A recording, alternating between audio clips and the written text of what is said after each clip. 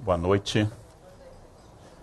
Me passaram bastante pó na careca porque dizem que eu sou o professor cabeça mais brilhante da Unicamp. Isso causa alguns problemas. Tem que intoxicar de pó para isso. Sempre pensei que se eu não fosse professor eu seria ou cozinheiro ou tocaria piano na noite, que também sou formado em música. Mas agora, pensando na carreira de transformista à noite, com bastante pó e com essa malemolência de quem é descendente de alemães. Bem, o Pondé me pede para falar sobre ódio no Brasil e como historiador que sou, estou aqui para refletir sobre um tema difícil e ao mesmo tempo fascinante. Eu respondi ao meu colega Pondé que iria falar sobre o ódio e falaria apenas do ponto de vista histórico, mas com algum recorte filosófico também. Para nós historiadores existe um debate da década de 30, a década no qual foram produzidos 3 grandes livros na história do Brasil. Um, Casa Grande Senzala, o outro Raiz do Brasil e o outro Caio Prado sobre economia brasileira, os 2 primeiros Gilberto Freire e Sérgio Buarque. E em 36, quando Sérgio Buarque lançou o seu Raízes do Brasil, Sérgio Buarque lançou em especial o capítulo 5, que deu um debate imediato com Cassiano Ricardo e vários outros, dizendo que nós brasileiros éramos homens cordiais. E a característica da cordialidade era, em primeiro lugar, a generosidade, em primeiro lugar, a nossa civilidade, destacado por todos os visitantes, Barão de Langsdorff, todos os visitantes do século XVIII e XIX, em particular do século XIX, a nossa característica de hospitalidade gratuita, nossa aversão a rituais, detestamos práticas rituais, e mais acrescentou Sérgio Buarque, um dos maiores historiadores brasileiros, se não o maior, que se vê a nossa intimidade, a nossa característica íntima, na nossa quase aversão aos nomes de família. Ao contrário da Europa, onde eu posso estudar anos sem saber o primeiro nome de um professor, ou nos Estados Unidos, imediatamente as pessoas são chamadas pelo nome no Brasil, e cada vez mais em função da nossa modernidade. Em essência, diz ele, o Brasil é a terra do homem cordial, e ele insiste, cor cordis, de coração do latim, ou seja, somos a terra do coração. Isto foi interpretado primeiro como uma leitura conservadora, negando a violência ou negando a nossa capacidade de manifestar sentimentos negativos de ódio, que vão do racismo até o ressentimento social. Essa característica foi debatida durante muito tempo e o Sérgio Buarque sempre diz que ele quer dizer que somos cordiais. Cordiais significa, em primeiro lugar, que nós agimos pelo coração, inclusive quando odiamos. Nós agimos pelo coração. O nosso ódio também é cordial. O nosso ódio age passionalmente, age pelo coração. É fácil entender que, ao escrever esse livro em 36, Sérgio Buarque estava dialogando com o país onde ele tinha estudado, a Alemanha, quando ele tinha conhecido o início da ascensão da barbárie nazista em 33. Ele via um mundo onde a Itália estava invadindo a Etiópia há pouco, onde a Alemanha tinha quebrado pela primeira vez o Tratado de Versailles, e onde a manifestação do ódio encontrava eco em todos os governos do mundo, inclusive no Brasil.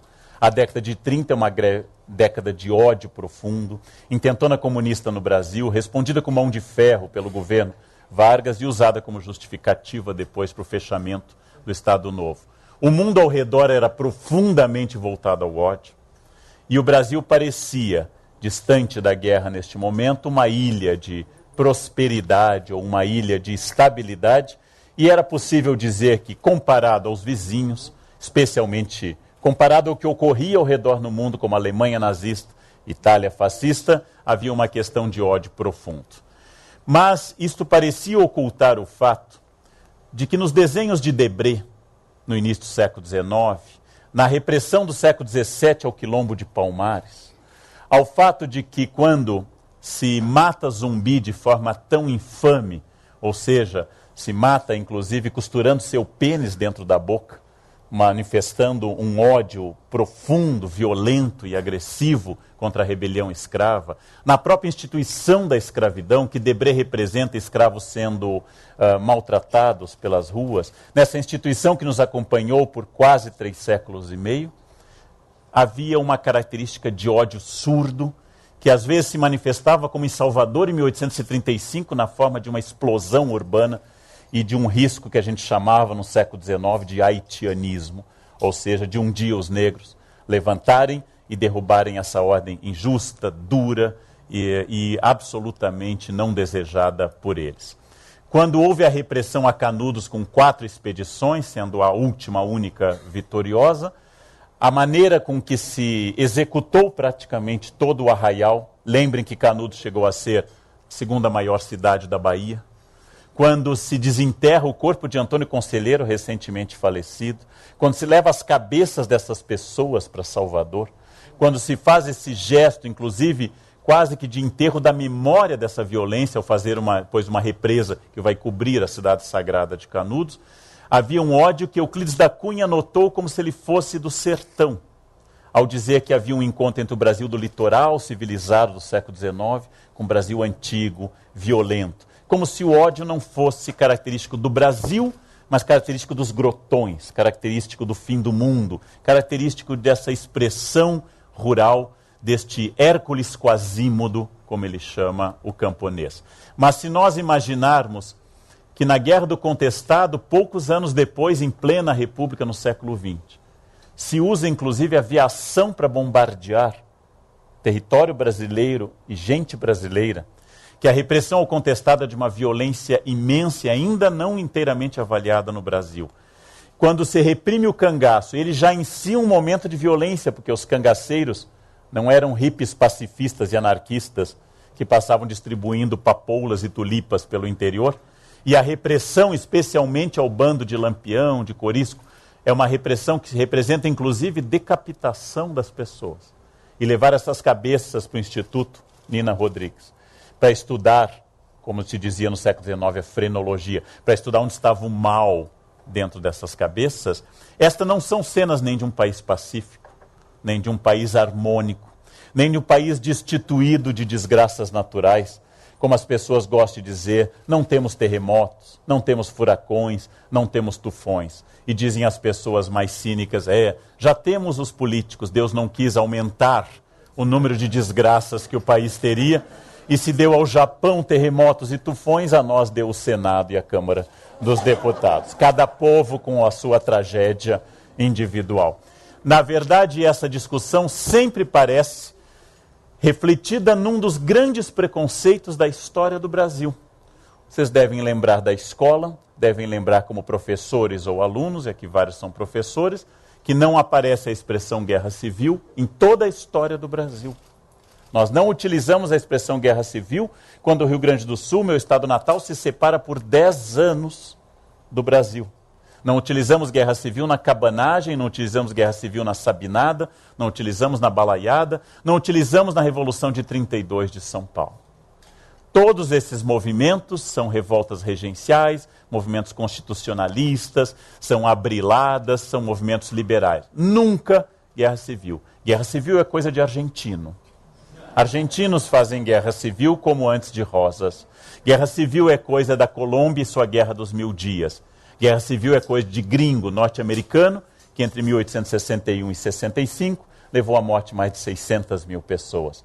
Nós vivemos agitações, nunca guerra civil.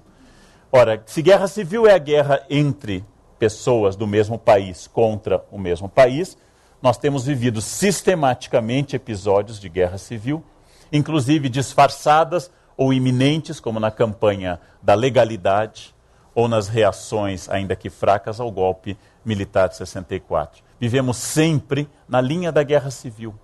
Vivemos com frequência a guerra civil. E há quem diga que, em vários sentidos, a periferia de grandes cidades é, de fato, uma guerra civil em curso.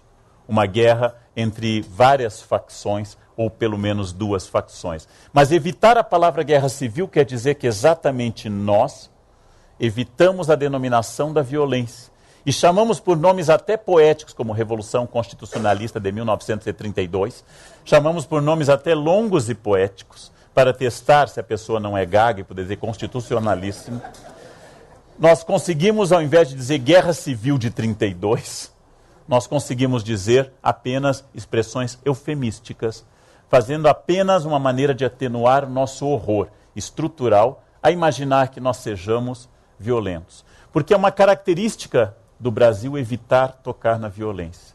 Se vocês supuserem que o trânsito brasileiro matou, segundo cálculos oficiais, nos últimos 8 anos, mais de 250 mil pessoas. E a guerra do Vietnã, ao longo de 12 anos, matou 58 mil norte-americanos. Mas a guerra do Vietnã é violenta, o trânsito não é. Se vocês imaginarem que nós matamos quase um Vietnã por ano nas ruas brasileiras, e ainda conseguimos fazer leis, como agora em São Paulo, dizendo que agora é crime e multa parar em cima da faixa, como se não fosse sempre assim. Como se fosse recente e fosse cassado na última semana nosso direito legítimo a atropelar pedestres por todo o país. Significa que nós temos uma resistência à ideia de violência. Violência de quem está dentro de um carro, violência de quem está num ônibus, violência de quem atravessa a rua, violência de motoqueiros, violência de pedestres. Violência de uns contra outros. Quase encarnando uma das frases de Hobbes, que a situação humana é a guerra de todos contra todos, e naturalmente os mais fracos, pedestres e motoqueiros, sofrem mais. Naturalmente, esta violência, ela é estranha ao nosso universo, como se não fosse nossa, é uma característica nossa.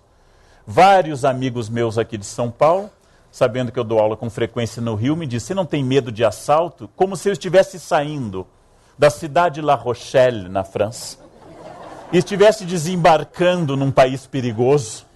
Mas eu digo, eu venho de São Paulo, espero que eles tenham um pouco de medo de mim. Não? Espero que eles tenham uma certa resistência a mim. E os paulistas falam do Rio sempre brincando, vai ter trem-bala, mas São Paulo é velocidade, no Rio trem-bala vai ter outra interpretação quando chegar lá.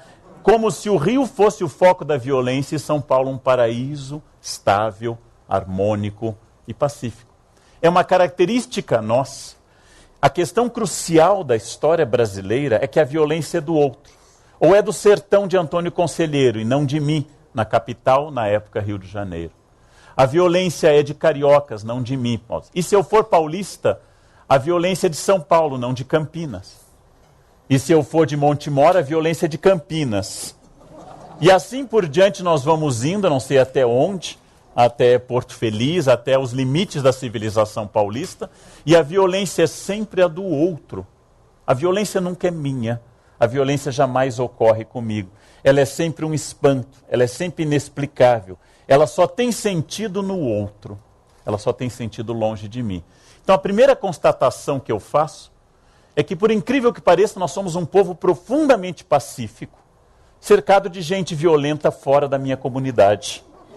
Sejam eles cariocas, sertanejos, favelados, nordestinos ou quaisquer outros indivíduos que encarnem a violência contra mim, o legítimo representante da brasilidade, pacífico, tranquilo, e quase um ser rural, poético, andando pelas campinas floridas, tocando harpa e assustado com este mundo que me cerca violento.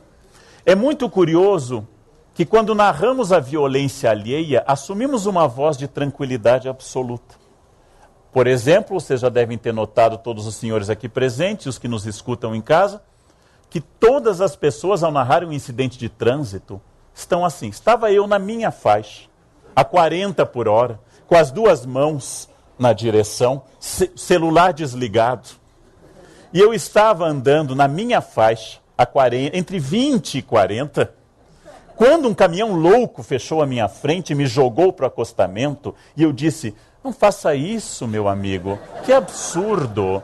Somos todos cidadãos, podia ser sua filha aqui dentro, e assim por diante. Eu sou sempre um filósofo estoico, quase um São Francisco na Úmbria do século XIII, cercado de gente violenta no trânsito.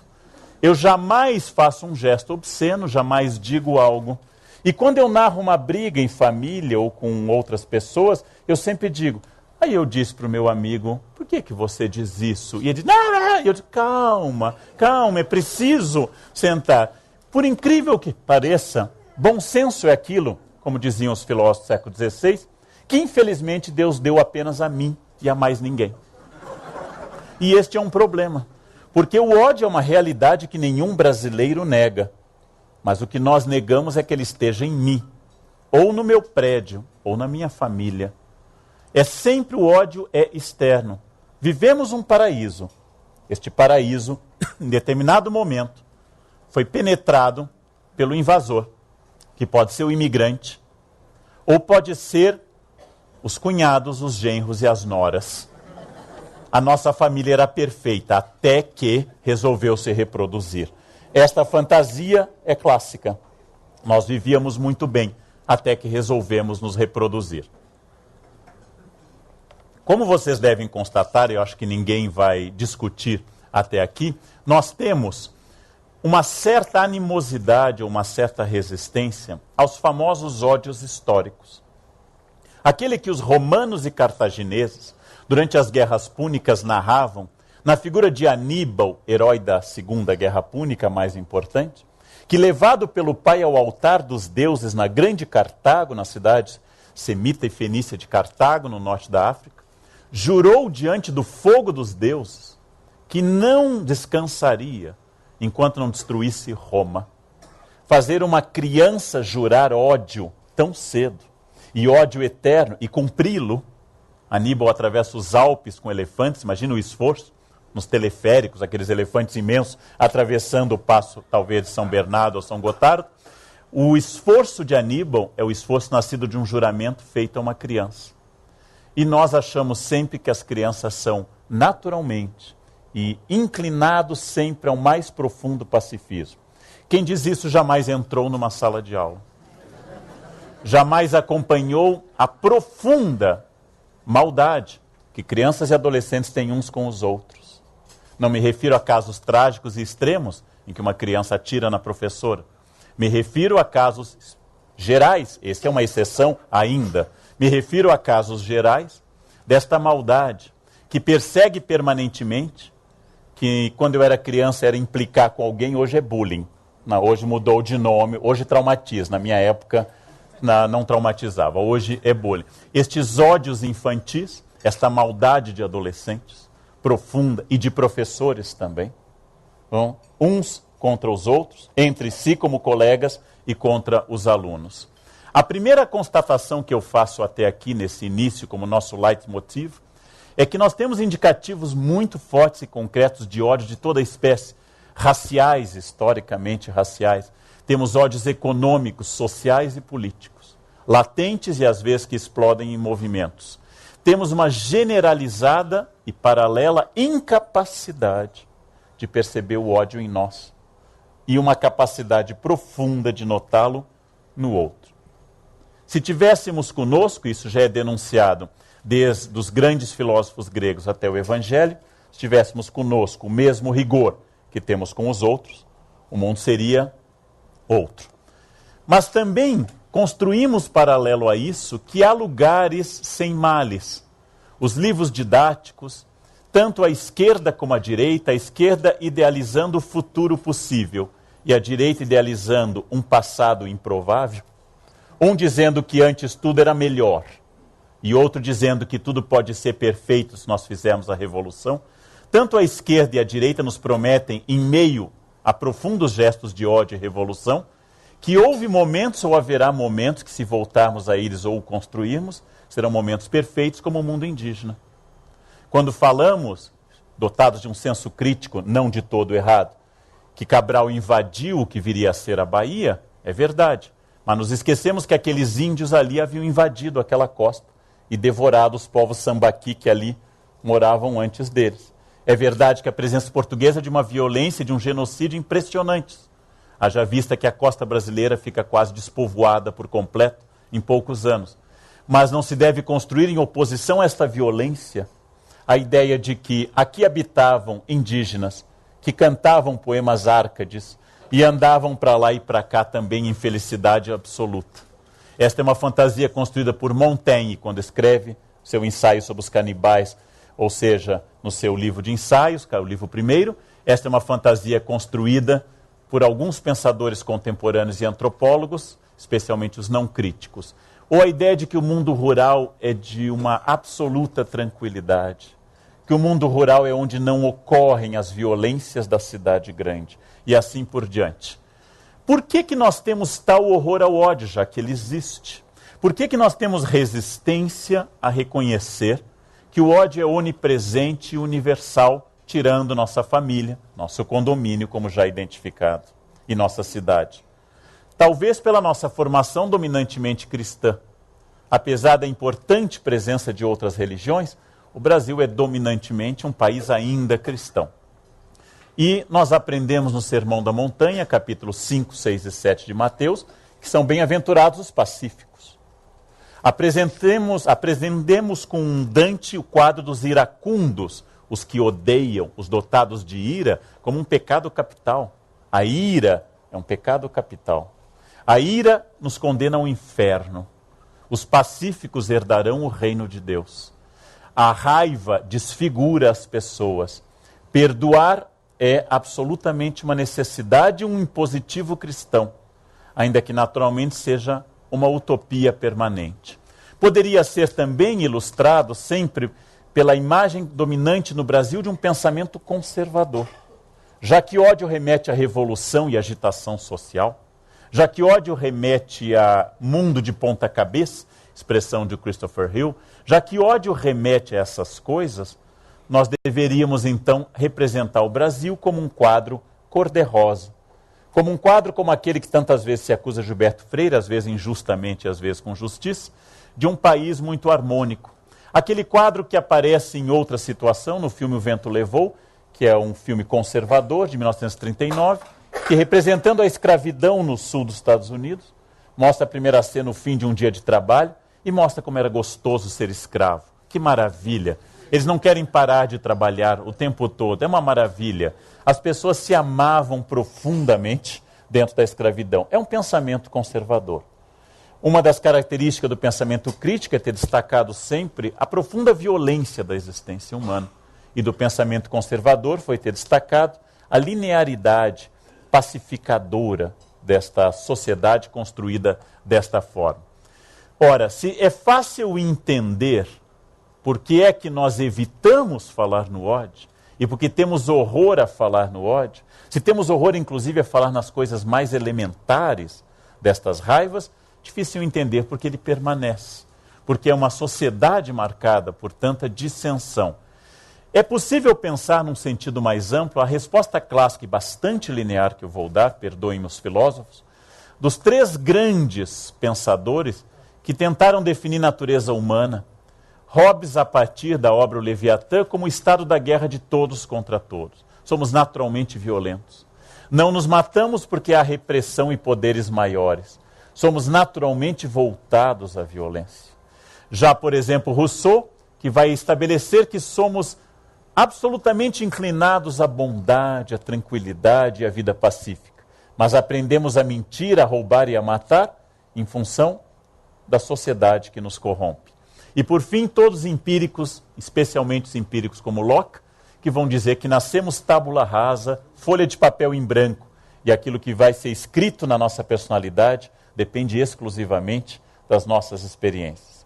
Entre os que naturalmente defendem uma natureza malvada e inclinada ao ódio, entre os que defendem uma natureza pacífica e os que defendem uma natureza neutra que se inclina ao ódio e ao pacifismo, de acordo com a experiência, os filósofos debateram durante muitos anos se haveria essa natureza humana.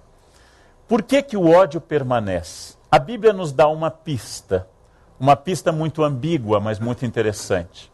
É uma prática da religião judaica antiga, quando ainda havia sacrifícios, de que se levasse um bode ao templo. Este bode fosse jogado sobre ele todos os pecados do povo num dia específico. E o bode encarnasse todos esses pecados e depois fosse abandonado no deserto para morrer como um bode expiatório, que na tradição talmúdica seria recolhido por um anjo pervertido. O bode expiatório, curiosamente uma expressão da Bíblia judaica, do Antigo Testamento, vai ser quase que curiosa e dialeticamente o papel que o povo judeu vai ter com frequência na Europa de bode expiatório. Ou seja, algo vai mal, matem os judeus. A peste negra, eles envenenaram os poços. Nós temos um problema, a Alemanha perdeu a guerra, Primeira Guerra, judeus foram os responsáveis. Os judeus seriam a encarnação irônica deste conceito, também judaico, de bode expiatório. E a tragédia que se abateu sobre o povo judaico como bode expiatório de todas as mazelas humanas é uma característica que nos acompanha desde um famoso pogrom de um massacre em Alexandria no século III a.C. Na verdade, o ódio, como bem perceberam os nazistas, apesar de todas as suas limitações da sua violência estrutural, que o ódio é o elemento mais fácil para unir um grupo.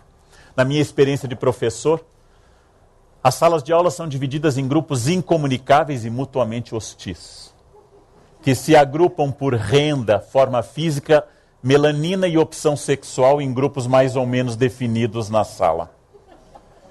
Não se falam, não se gostam, riem quando um entra e debocham uns dos outros. Eis que um professor dá nota baixa e se torna um inimigo de todos. Imediatamente as panelas de pressão rompem o lacre e todos dão as mãos contra aquela besta do Apocalipse que os prejudicou. E um emenda a fala do outro, porque agora eles têm o que odiar em comum. E tendo alguém a que odiar em comum, nós somos todos irmãos. É muito difícil amar em comum. Nós tentamos, nós nos esforçamos, mas é difícil amar. Agora, odiar é uma delícia. Odiar é uma facilidade. Inimigos dão a nossa identidade. Não há importância alguma, de fato, que eu vença com o meu time. Importante eu poder encontrar o do time adversário e jogar isso na sua cara. A derrota dele é mais deliciosa que a minha vitória. Não optamos por um time, por amar nosso time, mas por odiar outro.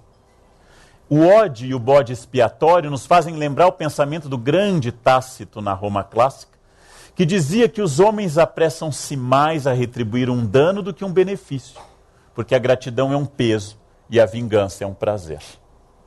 E ele chega a nos recomendar, na esteira que depois Rochefoucauld vai dizer, o duque azedo Rochefoucauld vai dizer no século XVII, é mais fácil fazer o mal do que o bem, porque o bem tem que ser retribuído e é um sacrifício porque nos humilha.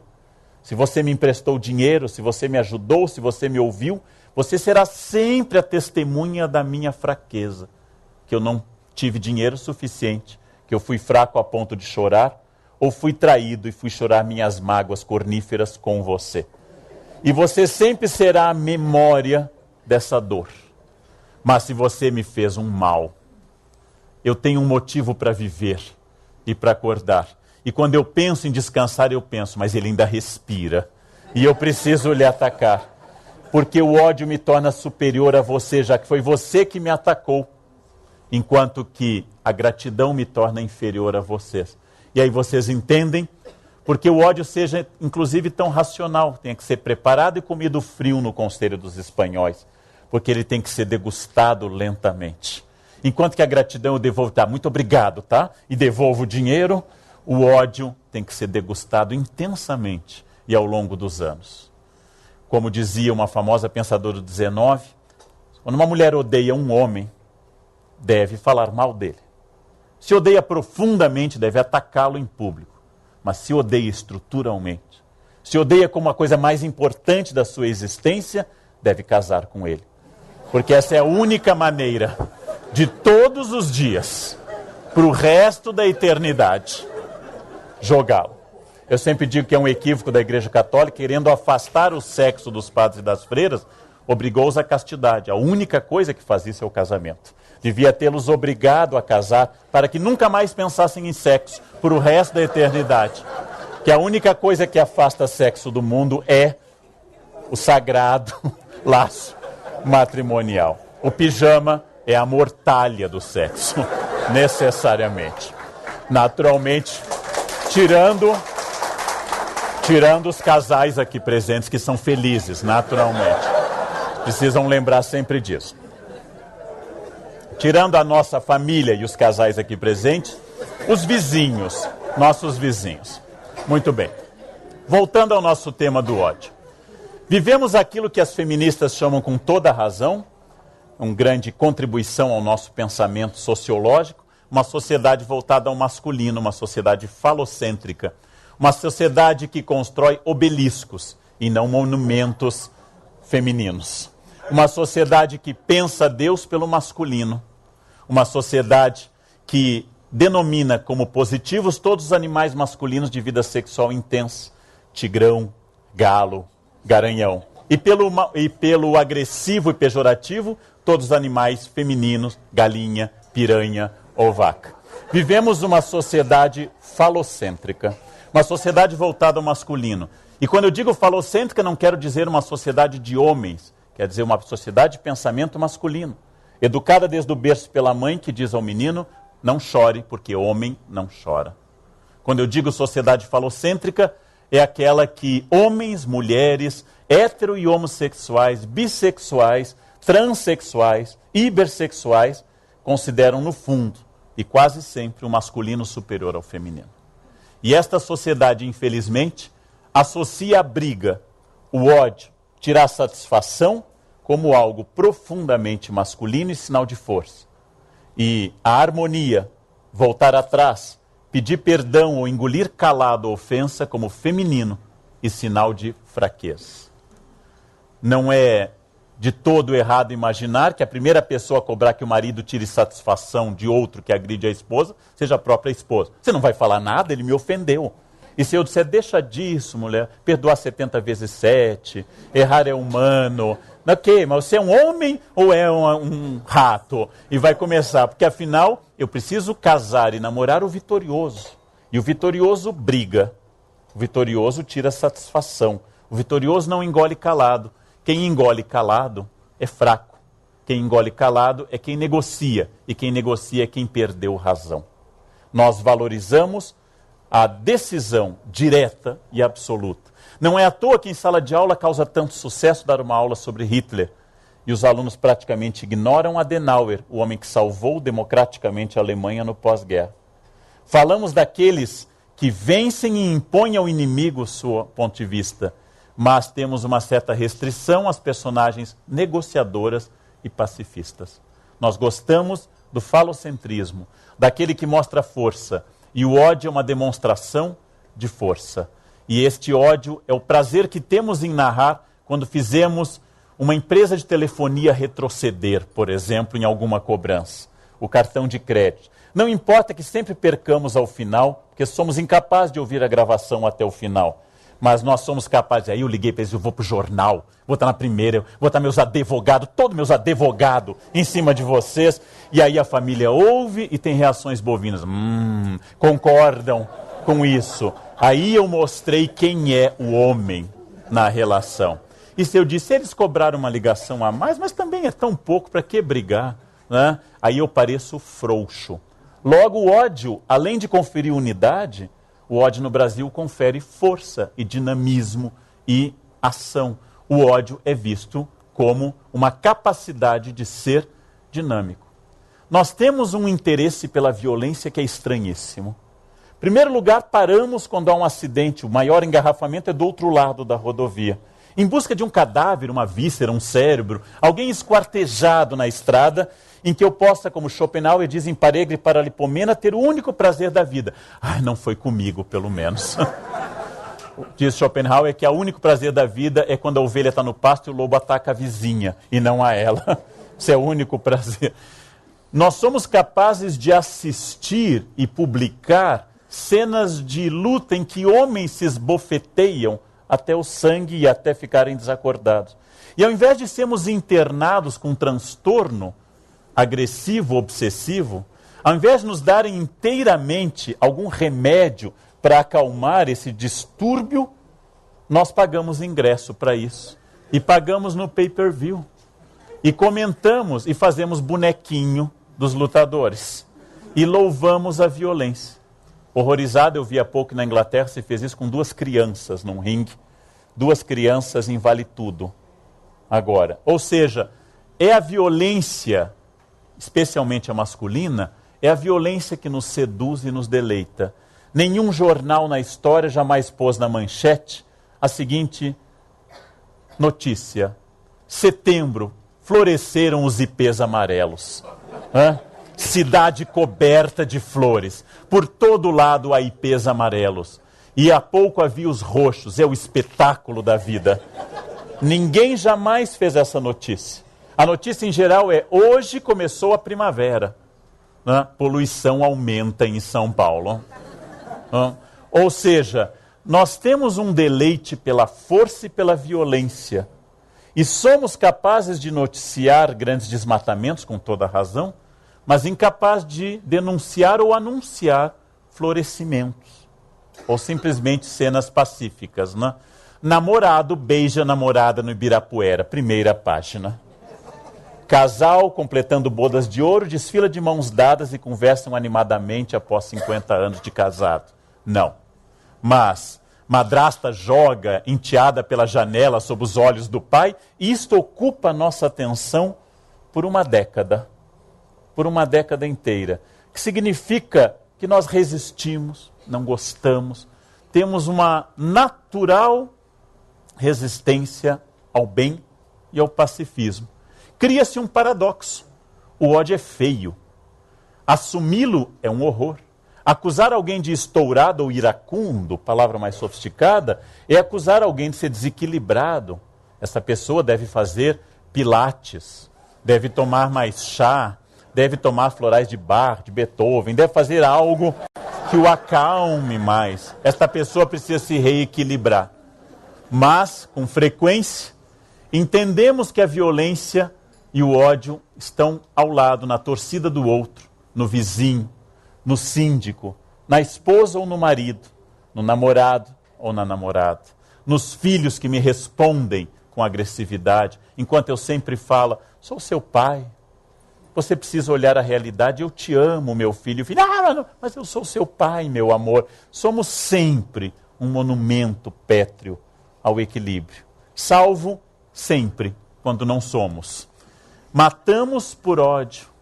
Matamos, como em outros países, como na Inglaterra, em torcidas, matamos pela vitória ou pela derrota de um time. Sinal de uma patologia profunda, sinal de um desequilíbrio absurdo, ou pior, dentro do espírito que guiou a curadoria do Pondé para esse encontro, não dentro de uma patologia, mas dentro de uma naturalidade absoluta. Matamos quase sempre. E diante de uma tragédia como a ocorrida no Haiti ou no Chile, terremotos fortes, vemos vizinhos de classe média alta ou outros vizinhos saqueando as casas uns dos outros. Tirando o Japão, que não conta para o estudo do ódio humano, em que as pessoas vão em fila debaixo de neve com terremoto e radioatividade e agradecem a fila e o lugar na fila, o resto do planeta parece inclinado profundamente ao ódio. E mesmo os pacíficos parecem ser pacíficos por falta de oportunidade. Porque estão bem alimentados, porque estão tranquilos diante da fome ou diante da miséria, como Brecht denuncia num dos seus trechos da sua Mãe Coragem, com a neve caindo e a mãe abortando, ele vai dizer, né, se você estivesse no meu lugar, sentado nessa plateia, é outra coisa. Mas nossas narrativas sobre nós são profundamente pacíficas. Então temos que entender duas coisas. Que é um ódio generalizado. E temos que entender também que gostamos desse ódio, que ele nos dá identidade, que ele nos chama a atenção, que nossa fofoca é sempre negativa, mas também devemos entender que nós construímos sobre nós uma outra fantasia. Nós, indivíduos, nós, paulistas, nós, brasileiros, ou nós, urbanos, sobre o rural, sobre o estrangeiro ou sobre os outros. Essas narrativas pacíficas tendem a dar uma contra-identidade. A função, lembrando a teoria Foucaultiana, a função do hospício não é colocar os loucos lá dentro, desde que se inventou esse espaço, reformado depois pelo Dr. Pinel.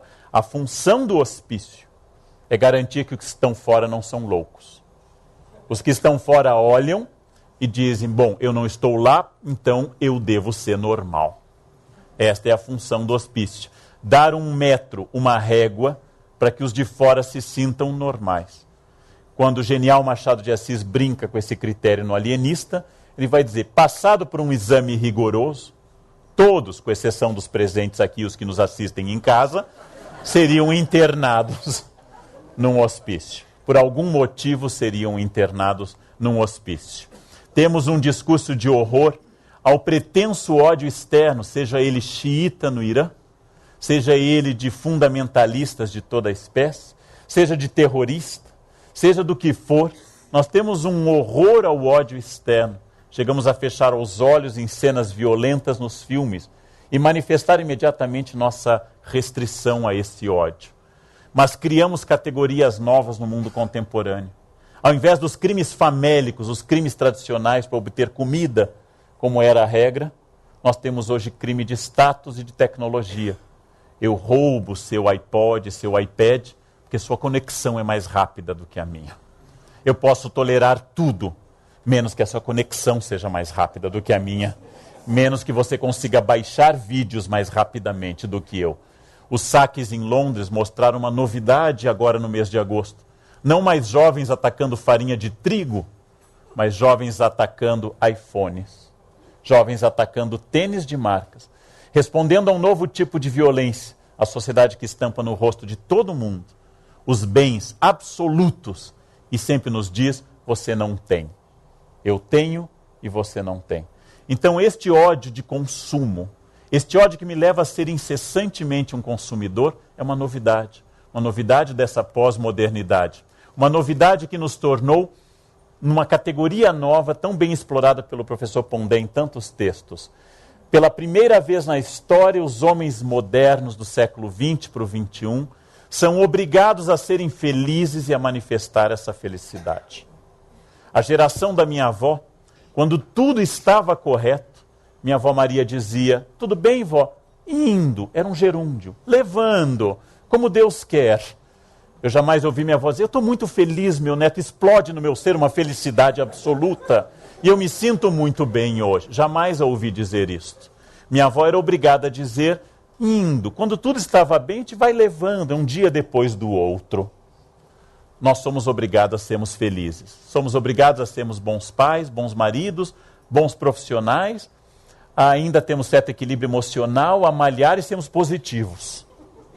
É um terror essa obrigação. Não temos mais direito ao mau humor, é preciso tratá-lo. Não temos mais direito à melancolia, é coisa de Lars von Trier, ser melancólico, é coisa de gente desequilibrada, mal resolvida. Não temos mais direito à infelicidade, porque a infelicidade não passa mais em testes de empresa. Não sei se os senhores sabem, que ao ser entrevistado eu sou obrigado a ser feliz, profundamente feliz. Se eu disser, por que o senhor está saindo daquela empresa? Porque eu odeio aquele lugar, eu não entrarei. Porque eu quero novos desafios. E eu sinto que nessa empresa eu posso produzir mais ainda do que a outra. Narre um defeito seu, caro entrevistado. Eu não consigo chegar atrasado, é um defeito. Eu sou perfeccionista no atraso. Ninguém diz que bebe até cair, ninguém diz que bate na esposa, ninguém diz que é ninfomaníaco, ninguém diz qualquer coisa, mas nós somos absolutamente voltados à felicidade. Qual o seu hobby? Ler. Nossa, como eu adoro ler. Que livros? A Ilíada. Gente, como é bom ler a Ilíada. Tenho lido a Odisseia, mas é um pouco fraca comparada com a Ilíada, né? A Divina Comédia para ter assunto com as outras pessoas também. Não há ninguém que assuma ler as coisas mais babacas do mercado editorial, que são as mais consumidas. Não há ninguém que escute a música fácil. Não há ninguém que opte. O que você fez no final de semana? Dormir. Todo final de semana. Todos aproveitaram para malhar, para ler, para pôr os e-mails em dia. Depois foram a um bom museu. Tem uma exposição no Tomiotaki que está maravilhosa. Todos somos obrigados permanentemente a um sucesso. É aquilo que o Pondé chama com toda razão da nova hipocrisia contemporânea. Ao invés de não dizer mais o que sentimos, como é a hipocrisia clássica farisaica, nós não somos mais o que somos. Somos felizes. Até porque ninguém aguenta. Inclusive porque hoje, se eu for triste, melancólico ou odiar, todos sabem eu vou ter câncer. O câncer só atinge as pessoas tristes. As alegres morrem com 300 anos. Passam dos 500 ou são imortais, são Highlanders. As que têm melancolia têm tumores. Não importa mais a origem de qualquer tumor, é o ódio. Por que fulano tem este câncer? Ele guardou muito ódio no coração. E provocou. As pessoas perguntam isso. Não, o que vai no seu coração? Eu costumo responder 2 aurículos, 2 ventrículos, uma aorta, sangue arterial, sangue venoso. Nos tornamos obrigatoriamente felizes. Até porque existe uma novidade que nós temos hoje ódio ao ódio, apesar de ele nos seduzir. Haja vista que contra o ódio, a depressão e a tristeza, nós somos a primeira civilização que inventou produtos químicos. Se você não tem vontade sexual com essa pessoa, hoje há uma enorme quantidade de auxiliares, muletas, que reproduzem quimicamente o velho lema de Che Guevara, hay que endurecer, pero sin perder la ternura jamás. Se você está triste, lítio nessa pessoa, antidepressivo, toca lítio nessa pessoa, e ela vai entrar num estado de zumbilência, ela vai ficar feliz, ela vai se tornar alegre. Naturalmente, há muitos casos psiquiátricos, especialmente esquizofrenia, em que a medicação é um dos únicos caminhos possíveis. Não é isso que eu estou falando. A medicação existe e há pessoas que precisam dessa medicação por características biológicas ou psicológicas. Eu me refiro ao fato de que nós tomamos remédios cada vez mais para dormir, para acordar, para ter relações sexuais e para sorrir. Cada vez mais ficamos dependentes da tabela periódica para sentir, especialmente as coisas positivas. Fernando Pessoa, de um sentimento agudo, eu dou uns trechos para vocês desse poema lindo, que é o poema Em Linha Reta. Ele reclama, em determinado momento, que em Portugal da década de 20, ele nunca conheceu quem tivesse levado porrada. Escreve Pessoa que todos meus conhecidos têm sido campeões em tudo. Escreve ainda Pessoa que eu tantas vezes reles, tantas vezes porco, tantas vezes vil. Eu tantas vezes respondivelmente parasita, indesculpavelmente sujo. Eu que tantas vezes não tenho tido paciência para tomar banho. Eu que tantas vezes tenho sido ridículo, absurdo. Que tenho enrolado os pés publicamente nos tapetes das etiquetas. Que tenho sido grotesco, mesquinho, submisso e arrogante. Que tenha sofrido enxovalhos e calado. E que quando não tenho calado, tenho sido mais ridículo ainda. Diz ainda Fernando Pessoa que estou farto de semideuses. Ai, onde é que tem gente no mundo? O que significa isso? Pessoa está reclamando há quase 90 anos na sua genialidade. Ele está reclamando que ao seu redor todas as pessoas só contam vitórias. Todas as pessoas contam como foram interessantes. Todas as pessoas contam como suas vidas são divertidas. E eu que tenho sido tão medíocre, tão absolutamente linear, que tenho me sentido triste tantas vezes, que odeio com tanta facilidade, que há manhãs que eu acordo pensando na famosa frase de Nero, o imperador romano, gostaria que a humanidade tivesse um só pescoço para cortá-lo de uma só vez. Nero hoje estaria tomando lítio, estaria fazendo terapia. O que você odeia assim? Algo com a sua mãe, coitada, que aliás ele tentou matar. Mas toda essa característica é a característica contemporânea da resistência ao negativo e ao ódio. É claro que este mundo precisa urgentemente, como diz com sabedoria Gandhi, de maior compreensão. É claro que nós precisamos de mais diálogo, precisamos cessar a guerra. É claro que as pessoas têm direito à vida pacífica, a não serem violentadas no seu lar com assaltos, ou violentadas na rua, ou violentadas por quaisquer que sejam as autoridades ou os criminosos. O que eu digo é, será que as pessoas também não têm direito de estarem mal? Ou não têm direito a odiar eventualmente? Ou o ódio será algo tão estranho a todos nós? E talvez, há muito pouco tempo atrás, havia grandes utopias. Quando eu era estudante de história, os continentes ainda estavam bem unidos, depois começaram a se afastar. Havia uma utopia política, havia a possibilidade de construir a terra sem males dos Guarani, ou dos Tupi, ou a sociedade perfeita, a sociedade sem nenhum atrito. Essa utopia religiosa ou socialista, que ainda floresce com força naqueles lugares que essa utopia costuma florescer ainda, Coreia do Norte, Cuba, diretório acadêmico da área de humanas, esses lugares em que a utopia socialista floresce ainda com intensidade, em breve só diretório acadêmico da área de humanas. Estes lugares, todos, ofereciam, isto era muito importante, um modelo de sociedade perfeita, que era o estado do bem-estar, como na Noruega ou na Suécia, no capitalismo, ou as sociedades comunistas perfeitas. O problema é que esses paraísos nunca existiram. Na Noruega as pessoas se matam e são terroristas, mesmo sendo loiros e cristãos. Nas sociedades perfeitas, o ódio continua existindo. O suicídio infantil é altíssimo no Japão e na Suécia. aquilo que nos causa espanto no Brasil, no Japão e na Suécia são ocorrências cotidianas. Gente democrata, nascida no interior de Iowa, em Ohio, que o parta nos Estados Unidos, vai para o Iraque, administra uma prisão e se torna idêntico a um guarda nazista da Segunda Guerra, tratando aqueles outros seres humanos, como nos episódios da prisão de Abu Ghraib, exatamente como qualquer nazista em Auschwitz ou Sobibor. Gente nascida no interior dos Estados Unidos, comendo manteiga de amendoim, ouvindo programas religiosos, sem grandes problemas sociais. Ou seja, à medida que essas utopias diminuíram, o que aconteceu? Os pequenos ódios cotidianos afloraram com uma força inédita. Os ódios pequeno-burgueses, independente da renda das pessoas. A pequena burguesia é um estado de espírito.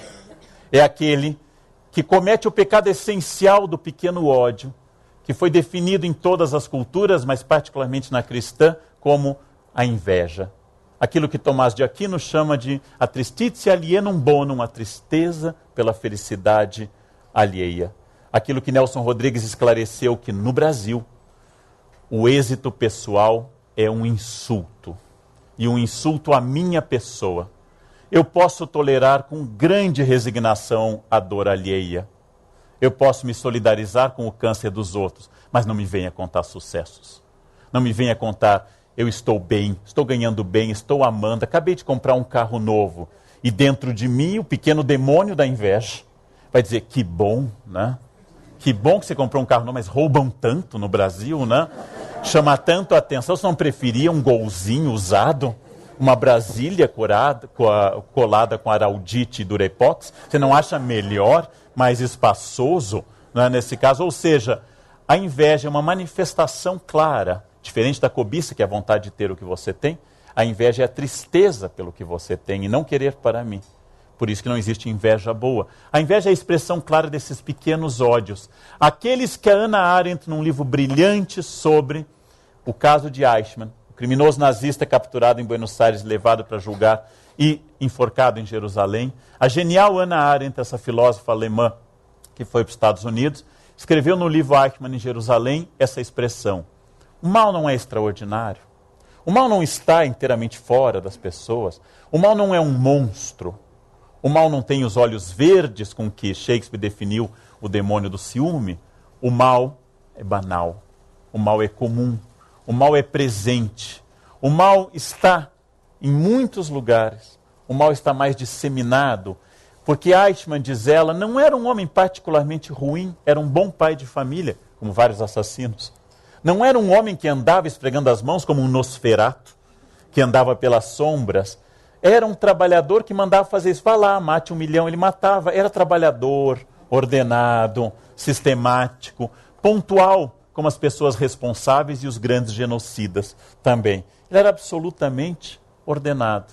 E ela ficou horrorizada em descobrir não o Moloch da Bíblia, o demônio monstruoso que comia crianças, não um ser, um Aníbal, o ser do mal na literatura fílmica, mas um homem comum, cotidiano, com pai, mãe e formação religiosa, frequentador de igreja e muito tranquilo, que não tinha nenhum ódio específico, só cumpria ordens. O argumento que ele utilizou tantas vezes. E ao ser condenado à morte, disse até o fim, não nego nada disso, apenas eu cumpria ordens. Então ela toca nessa banalidade do mal. Hannah Arendt nos faz pensar numa questão muito curiosa, que na mitologia, tanto na Odisseia como na mitologia da ninfa Calipso, uma das entidades, uma das Nereidas, que habitava uma ilha que hoje se identifica grosso modo como uma das ilhas do arquipélago de Malta, Calipso recebeu um náufrago famoso, Ulisses, Odisseus em grego, e Calipso se apaixonou por Odisseus, que leva 10 anos para voltar para sua esposa, e Calipso oferece a ele uma ilha perfeita, onde a temperatura oscila entre 22 e 24 graus, onde a comida existe pronta sobre a mesa todos os dias e perfeita, onde não há doença, envelhecimento ou morte, onde graças à inocência e à candura de Calipso e das outras ninfas, os homens têm mulheres perfeitas, absolutamente inexistentes, atenciosas e sem celulite, o resto da eternidade. E as mulheres têm homens perfeitos, sem mau humor, sem barriga, sem careca, sem nada, por toda a eternidade, sem precisar ver TV, sem apagar e sem usar oxítodos como bem-e, já como sinal claro do fim da relação. Ou seja, a ilha é de uma perfeição absoluta. Eis que Ulisses fica na ilha vários anos. É o lugar paradisíaco. E Ulisses tem um momento que ele diz para Calipso que não dá. Ele não aguenta mais. Essa de Queiroz faz um lindo conto sobre isso chamado Perfeição. Ele não aguenta mais. Ele não aguenta mais tanta perfeição. Ele não aguenta uma vida em que todo dia tudo é perfeito. E cada dia o pão é mais crocante, quentinho e a manteiga é melhor. Em que cada vez as noites são mais agradáveis e o perfume das flores inunda o ar. Ele está enlouquecendo diante dessa ausência de ódio da ilha. Não há um assassinato e não há uma violência. Não há para que lutar e ninguém nunca envelhece. Não há para que fazer nada, porque tudo é sempre perfeito. E eis que ele diz para Calipso, eu vou lhe abandonar basicamente, porque eu não tenho nada para reclamar de você. Eu não tenho nada contra você, eu vou ter que ir embora. Eu tenho que ir para minha Penélope, que eu deixei há 20 anos. Já deve estar sob a ação de Newton, mais decididamente do que eu deixei. E eu próprio, com esse hiato aqui. É interessante que e Ulisses vai embora. Como abandonou todas as mulheres que encontrou. Mas Ulisses, no episódio da ninfa Calipso, traz uma coisa interessante. Para aqueles que estudaram grego, ou seja, que têm uma idade considerável, foram colegas de infância da Hebe, vão lembrar que a palavra calipso quer dizer em grego ocultar, caliptos, ocultar. A ilha de Calipso é a ilha oculta. E eu oponho para finalizar essa reflexão breve, que na tradição cristã que nos forma, o que encerra o grande legado literário do Ocidente é o apocalipse, é a revelação do que está oculto. Apocalipse é trazer à tona o que está oculto. Em inglês se chama Book of Revelation, e em grego, Apocalipse, para nós, Apocalipse. Calipso é a felicidade que oculta o ser humano da sua natureza. Apocalipse é o que revela, ao soltar sobre os seres humanos, a metáfora do que eles são: a fome, a peste, a violência, a morte. Cada selo que o cordeiro abre, fazendo cair um terço das estrelas do céu, fazendo o mar ferver e outras coisas, fazendo o mundo ficar totalmente invertido. Como diz no Apocalipse, haverá um dia que o Brasil vai emprestar dinheiro ao FMI, o mundo totalmente de ponta cabeça. É este mundo que revela aos seres humanos, no instante final, escatológico, na tradição da teologia, revela a sua verdadeira natureza, que é a natureza violenta, e a natureza de todos contra todos. E é por isso que é também no discurso religioso que existe a possibilidade de redenção, porque o homem é insuficiente para essa redenção. Somos incapazes da manutenção desta paz. Calipso, a felicidade, se opõe a apocalipse, ou seja, a revelação desta natureza. E nas duas palavras estão contidas o que nós desejamos e devemos desejar permanentemente: a paz, a concórdia, a total tolerância com os outros, as capacidades que eu tenho que ter de engolir a diferença, de olhar para outro que é mais velho, mais gordo, mais pobre, mais inteligente, mais burro, mais rico, o que for, e pensar, ele é apenas diferente, não é melhor ou pior. Esta é uma meta, esta é a meta das metas.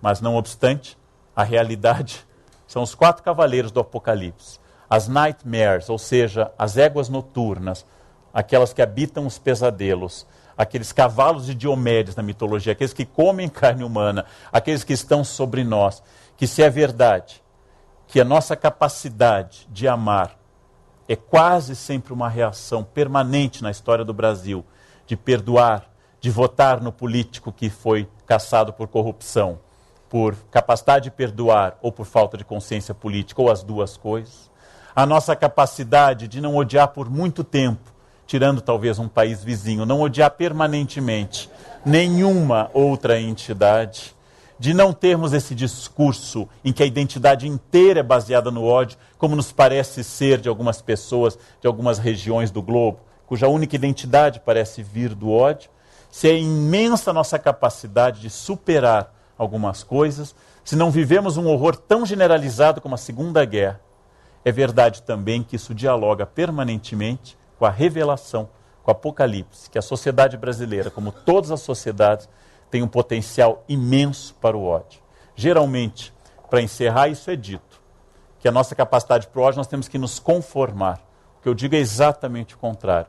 Tendo percepção que sempre eu terei a luz e a sombra, o cinza junto ao preto e branco, e a realidade do ódio convivendo com o profundo amor, que a cada gesto generoso que me fazem eu sei que vem uma grande cobrança. Se a pessoa que levanta no meio da noite me traz um remédio, vai à farmácia e compra do seu dinheiro o remédio, o mínimo que ela vai esperar é que eu faça o mesmo por ela logo em seguida, ou ela vai me jogar na cara permanentemente isso, que atrás de cada gesto de afeto existe também um gesto de cobrança. Eu vou entender que a nossa natureza convive com essa realidade e que ser humano é tentar, como dizia Nietzsche, uma corda, um funâmbulo, um equilibrista entre o Übermensch, o super-homem ou o além do homem e o nada, que se encontra abaixo. Reconhecer o ser humano como puro ódio é construir uma utopia tão negativa e tão falsa como reconhecer o ser humano como um ser profundamente amoroso, incapaz, e só alguns monstros, por tara genética, é que seriam capazes dessa dor. Todos somos capazes de grandes gestos de ódio. E como diz a célebre afirmativa de Sartre, se o inferno são os outros, ela tapa uma coisa que eu acho muito interessante pensar, que Sartre nunca disse, mas que eu acrescento. O inferno são os outros, porque também o paraíso está nos outros. Era isso que eu queria dizer essa noite a vocês. Muito obrigado pela atenção. E teremos agora uma sessão de perguntas iniciada pelo próprio professor Pondé. Obrigado. Obrigado.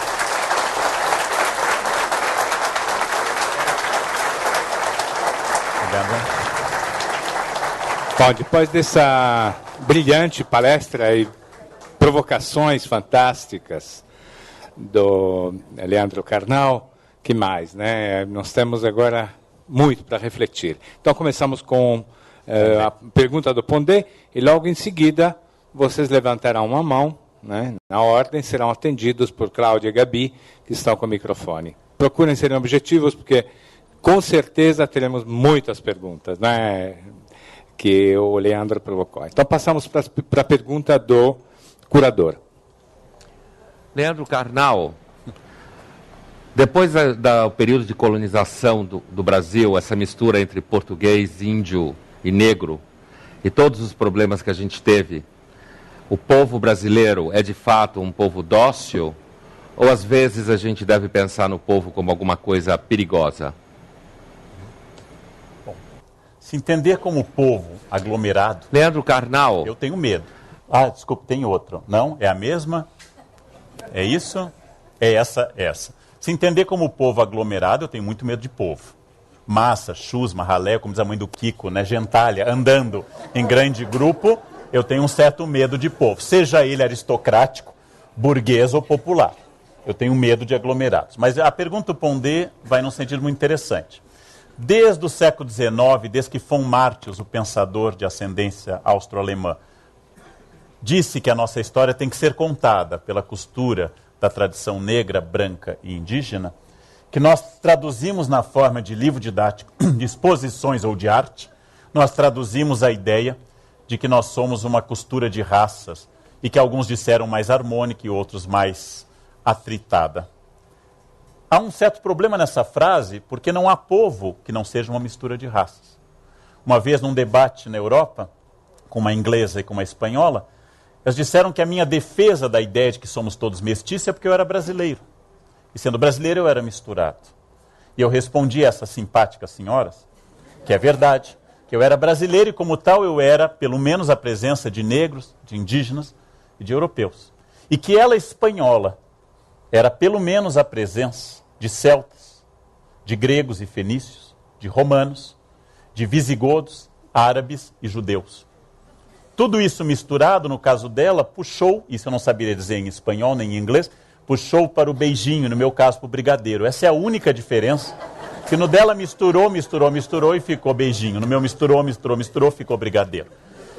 O que significa que eu sou mais gostoso do que ela, né? Porque brigadeiro, vocês sabem, é mais gostoso que beijinho. Beijinho é menos gostoso que brigadeiro. Quando alguém se orgulha da falta de mestiçagem, eu tenho pele clara, vai ter melanoma mais cedo. Essa é a herança da sua pele clara, né? Você é uma anomalia que vai morrer de câncer mais cedo do que os outros.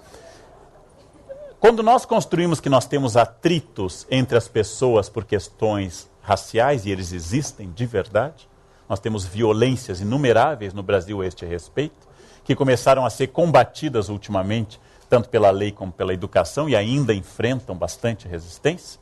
Quando nós começamos a fazer isso, nós estamos esquecendo que todos os povos, sem exceção, todos eles são melting pots, são cadinhos, são misturas étnicas. Porque raça é uma invenção humana, não é uma realidade, realmente. É uma invenção cultural e discursiva humana. Então eu acho que sim, o povo pode ser perigoso em vários sentidos, como todos os grupos podem ser.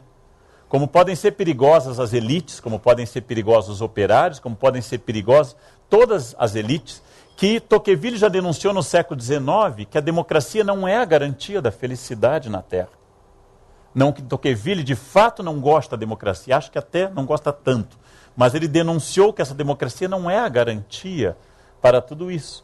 Que elegendo pela média, a partir da vontade média, eu tendo a eleger o mais conhecido e o mais popular, e não exatamente um melhor. Mas lembrando, como pensa Churchill, que a democracia é um horror. É o pior dos regimes, com exceção de todos os outros.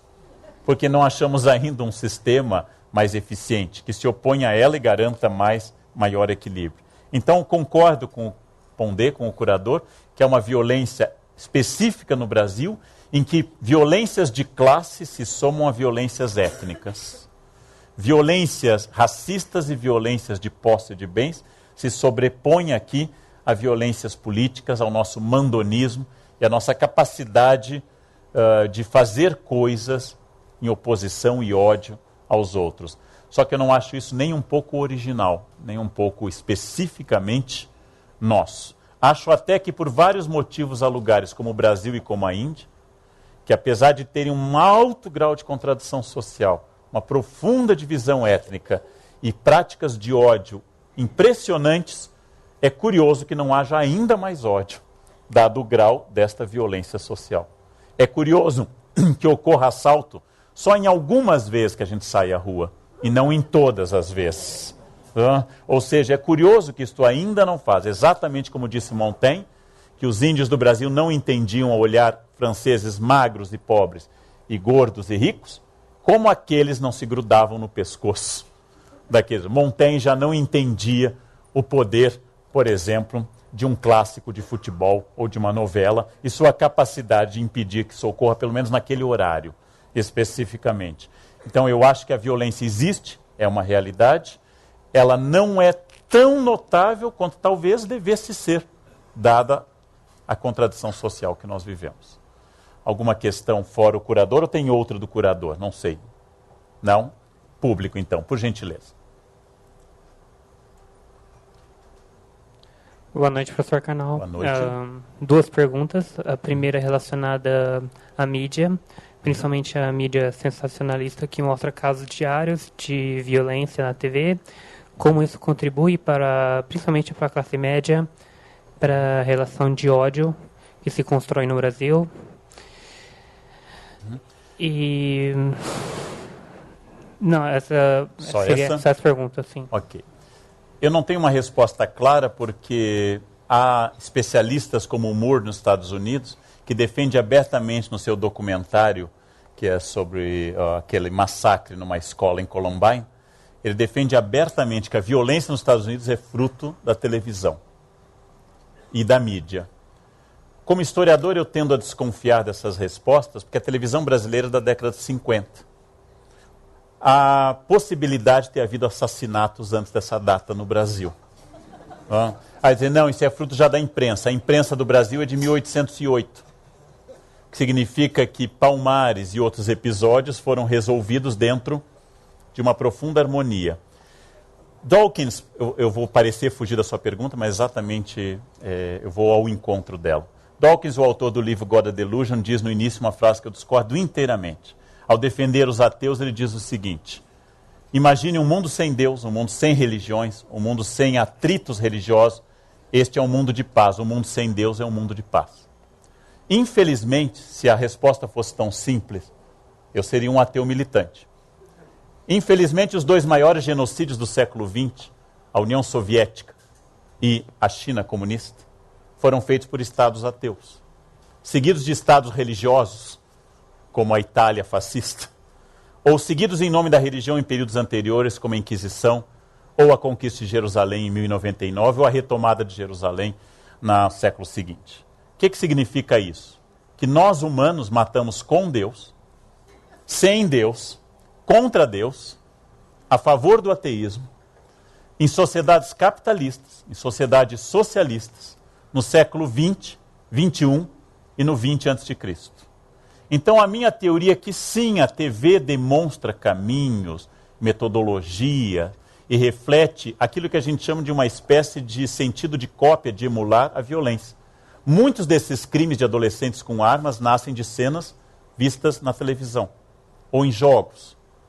Mas se nós abolíssemos a televisão e substituíssemos por estudos do Decameron de Boccaccio, se nós abolíssemos a TV e tivéssemos que ler o Gênesis todos os dias, povoado de episódios de violência, nós teríamos provavelmente explosões, que não é científico dizer o que aconteceria no futuro do pretérito em história, mas eu não acho que a TV provoque alguma coisa. E eu não acho que ela tenha este poder. As sociedades onde a TV praticamente não chega por falta de energia elétrica, como certas sociedades do interior da Ásia e da África, e nem por isso são, nem vagamente, sociedades mais pacíficas. O que eu estou dizendo com isso? Sim, para a sua pergunta, acho que a TV incentiva de forma direta e indireta, inclusive quando mostra produtos que eu não posso adquirir, mas também não, porque eu acho que a TV não é o que cria violência humana, que não começou quando uma menininha com cocar de índio anunciou na TV Tupi, está começando a TV. Aquele dia em diante começou a violência no Brasil. Antes todos andavam de mão dadas, cantando We Are The World e comendo queijo tofu nas esquinas. Não era assim. Então, é preciso lembrar que a TV às vezes é responsabilizada, sim, mas que a TV é sensacionalista, os jornais, porque isto vende. E não porque a TV provoque isso, porque isso tem mercado. Se tivesse mercado, tradução de Kant ao vivo durante 6 horas, a TV venderia. Mas isso não tem mercado. Outra questão, por favor.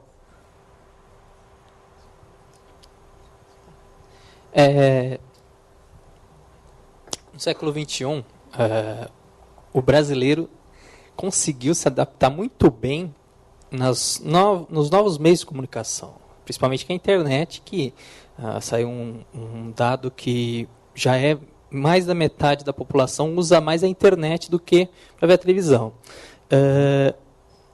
Seria essa falta de... Seria essa falsa resistência ao ódio brasileiro, essa adaptabilidade meio aos novos meios de comunicação? E também existe uma certa ironia no espírito brasileiro em ironizar, realmente, tudo que acontece, assim, seja bem ou seja mal, num assunto polêmico ou irônico ou de alguma forma.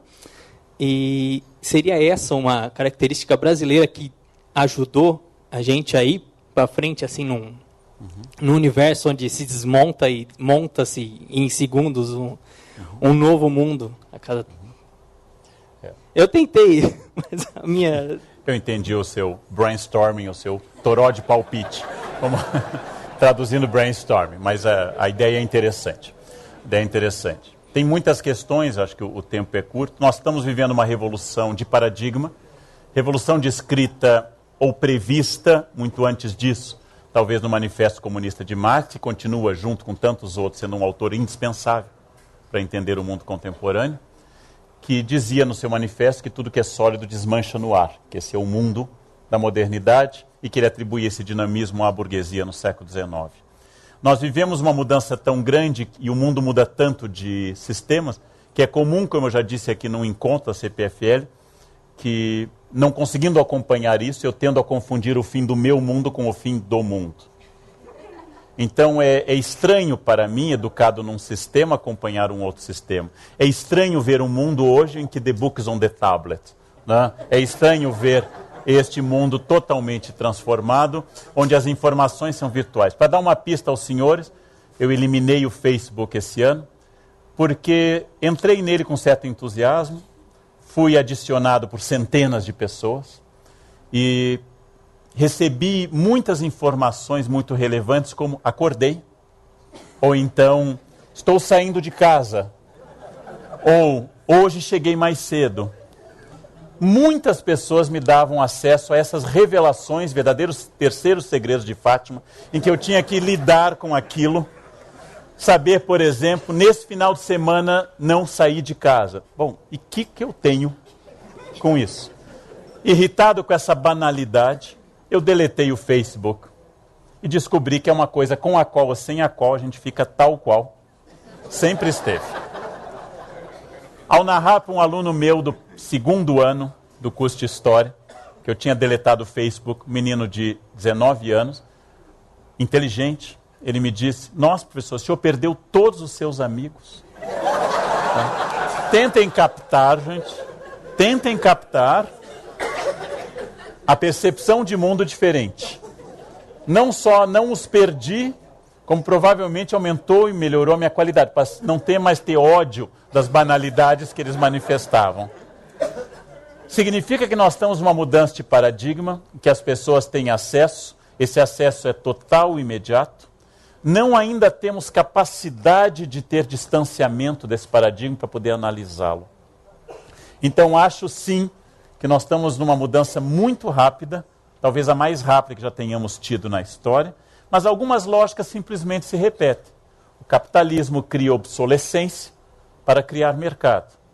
Ou seja, eu já tenho a tecnologia para o iPhone até o 10, mas eu preciso fazer um por ano para dizer que agora tem uma câmera 5.0 que filma até a lêndia do piolho que está na sua cabeça, enquanto que a sua anterior não filmava. Então eu preciso trocar e comprar, porque o meu iPhone já é do ano passado. Já é algo totalmente ultrapassado. Criar obsolescência para criar mercado é uma estratégia que Adam Smith descreveu na Riqueza das Nações. Não é nenhuma novidade. Algumas coisas são muito novas.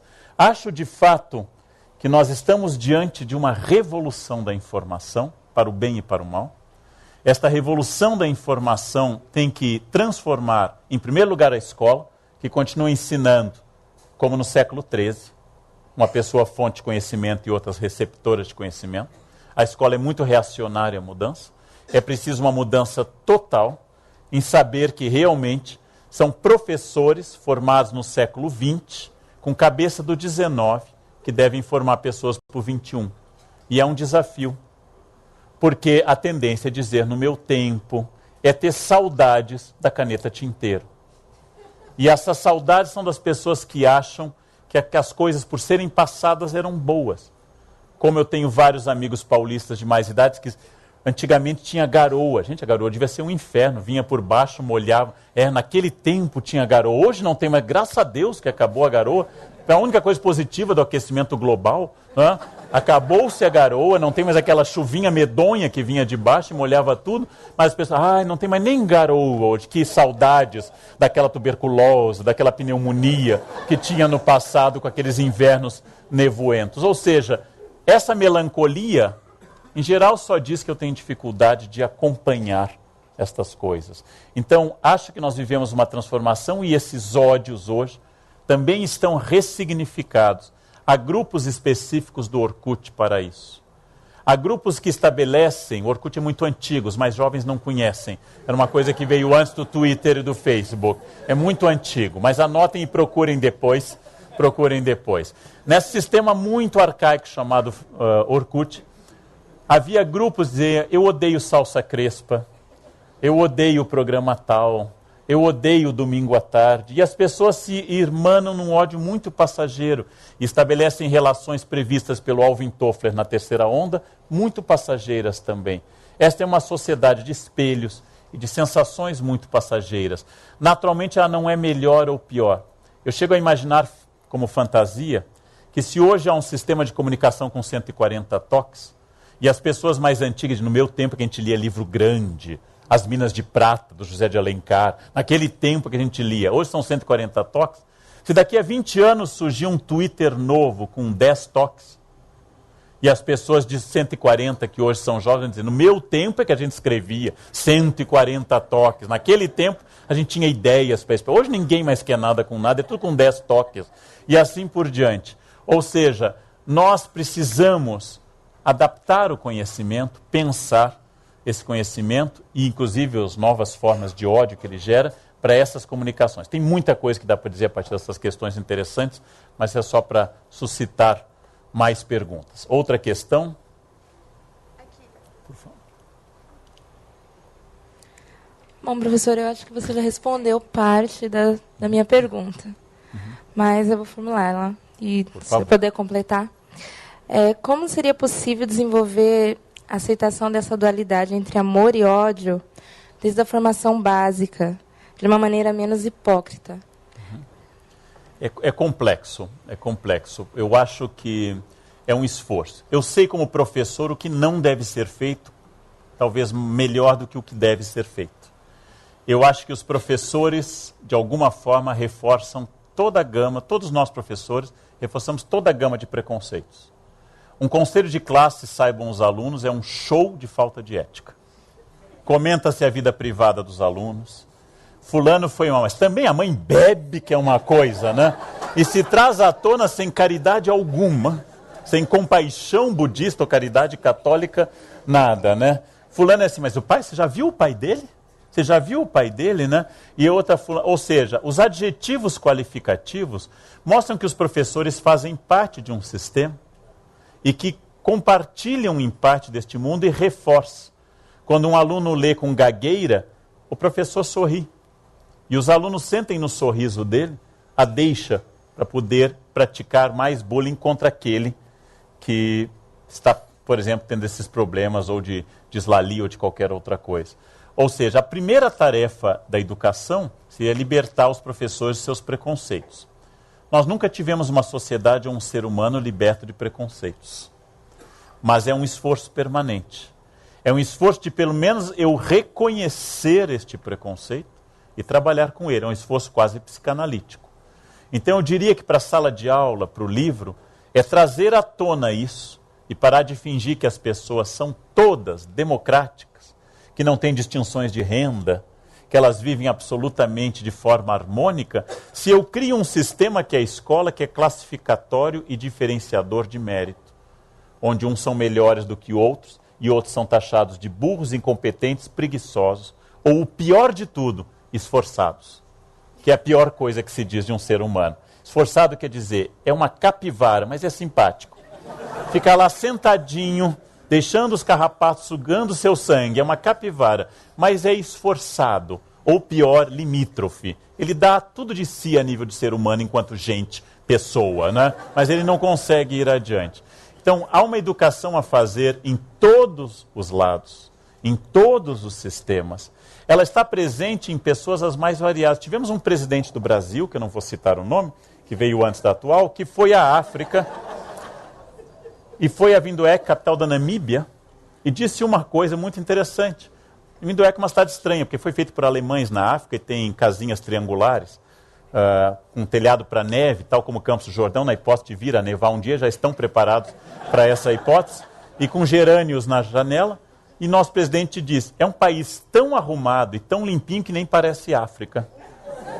Isso não veio de um pensador conservador e reacionário. Veio de um militante de origem sindical, que eu não vou identificar o nome, que não seria ético. Significa, neste caso, que o preconceito é uma espécie de câncer com metástase por todo lado. E ele nos atinge. Reconhecê-lo é o primeiro passo.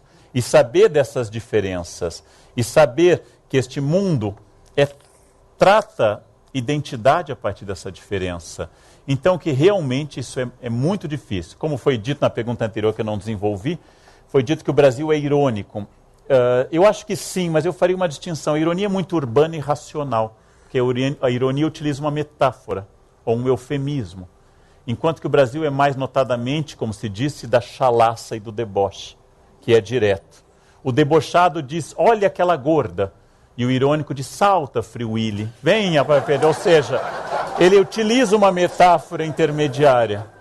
A ironia, em geral, é urbana e racional. E ela causa ódio porque a pessoa entende depois. Ela chega a casa, Free Willy, agora ela entende. Ou pergunta para o filho quem é essa tal de Willy que se tem que libertar. Ou seja, neste caso, nós somos adeptos muito mais do deboche. É uma forma de violência, mas eu sempre vi, e defendo isso, que o humor, especialmente contra os poderes constituídos, é uma estratégia política. O humor é uma maneira de dizer que o rei está nu. O humor é uma maneira de dizer que você não concorda com aquilo e demonstrar o ridículo de um sistema. O humor é quase uma obrigação política às vezes. Eu adorei uma charge que saiu há pouco num jornal, em que 2 deputados comentavam: garantimos ao eleitor que o novo imposto sobre a saúde, o novo CPMF, seja o nome que ele tiver, irá inteiro para a saúde. E o outro completa, tim-tim por tim-tim. E aí a cena seguinte, eles num iate com champanhe. Saúde, o outro tim-tim. Né? Ou seja, esta é uma ideia boa de humor contra poder constituído e um ódio justo e justificado contra gente corrupta. Ou seja, é uma maneira de você desnudar o rei e mostrar que ele está nu, como na parábola da roupa nova do rei. Isto é uma obrigação. Quando é que eu sei qual é o limite do humor ou quando ele é danoso? Exatamente quando ele fere não quem contém o poder, mas quem está abaixo ou quem é igual, que são os alvos preferidos deste humor, dessa chalaça. Então, voltando à questão e complementando a anterior, primeiro passo da sala de aula não é se tornar politicamente incorreto. É uma herança americana terrível essa ideia. Não é passar a dizer, ao invés de Branca de Neve e os 7 anões, a Caucasiana e os 7 indivíduos verticalmente específicos. Não é traduzir por eufemismo, litotes, essas coisas, não. É genuinamente professores, alunos e direção começarem a dizer abertamente quem somos nós e o que nós queremos, identificando os preconceitos que cada um tem e dizendo, ninguém deve se orgulhar do preconceito e não é direito de ninguém ter um preconceito e se orgulhar dele. É um defeito que deve ser superado. Outra questão está aqui, por favor.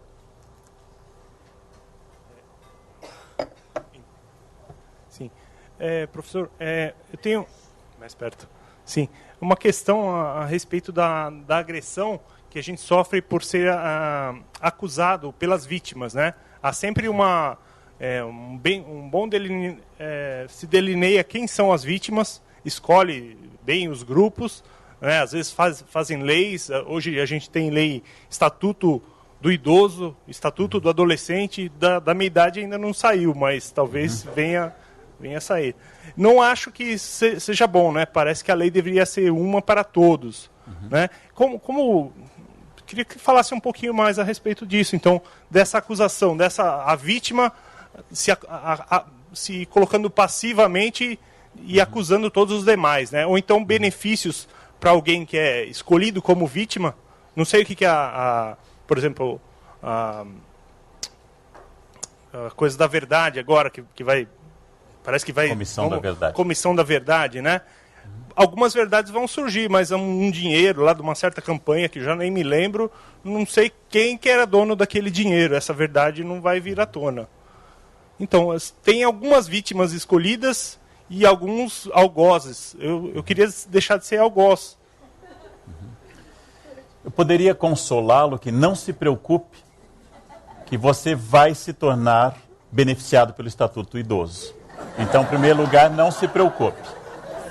E posso lhe garantir, aos 48 é mais rápido do que você imagina. Um dia você acorda e encontra no espelho outro ser. Né? Posso lhe garantir isso. Se a ansiedade por passar à frente na fila do banco, aguarde. Aguarde. Vai chegar a você de algum jeito. Vai chegar. Como eu disse, eu sou uma pessoa pouco inclinada à violência. Eu disse a um jovem que parou com seu carro no Shopping Cidade Jardim, eu tirei foto em 2 vagas para deficiente, no meio de 2 vagas. E eu tirei foto e fui conversar com ele, um moço, no apogeu dos seus 20 anos, dono de um carro muito bom, e eu disse a ele, a vaga é para deficiente físico, não mental. Não há vaga para deficiente mental, não. Só para deficiente físico. Depois de me certificar que o tamanho dele impediria uma reação mais brutal, naturalmente. Eu acho que há várias questões. O seguinte, a ideia da isonomia absoluta da lei, a lei é a mesma para todos, não deve haver cota racial, não deve haver lei contra a discriminação para gays ou contra a violência para mulheres, deve haver apenas lei contra a discriminação e a violência, não deve haver uma lei, Maria da Penha, deve haver uma lei contra a violência, seja ela quem for. É no plano da utopia e no plano jurídico absolutamente correto.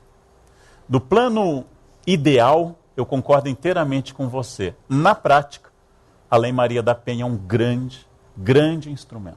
Na prática, exclusivamente na prática. Na prática, o Estatuto do Idoso é contra uma sociedade, especialmente a brasileira, que chegou a ser 60% com menos de 18 anos há pouco tempo, uma sociedade muito violenta com os velhos. Então eu diria o seguinte, é verdade que a lei é igual para todos, mas eu imagino, mesmo sendo homem, que ter uma barriga de 8 meses deve me dar um direito a ser atendido primeiro. Eu imagino que seja um peso. Pois se a minha barriga já é um peso, eu imagino o que seja a barriga aos 8 ou 9 meses. Eu imagino que essas pessoas têm que ser atendidas primeiro. Me irrita profundamente aquelas meninas que tiram o teste de gravidez e dá azul e já vão para o banco com o teste de gravidez azul e já querem passar à frente. Eu acho isso simplesmente um abuso que sempre existirá em qualquer sistema. Então, é verdade que muitas vítimas se aproveitam disso.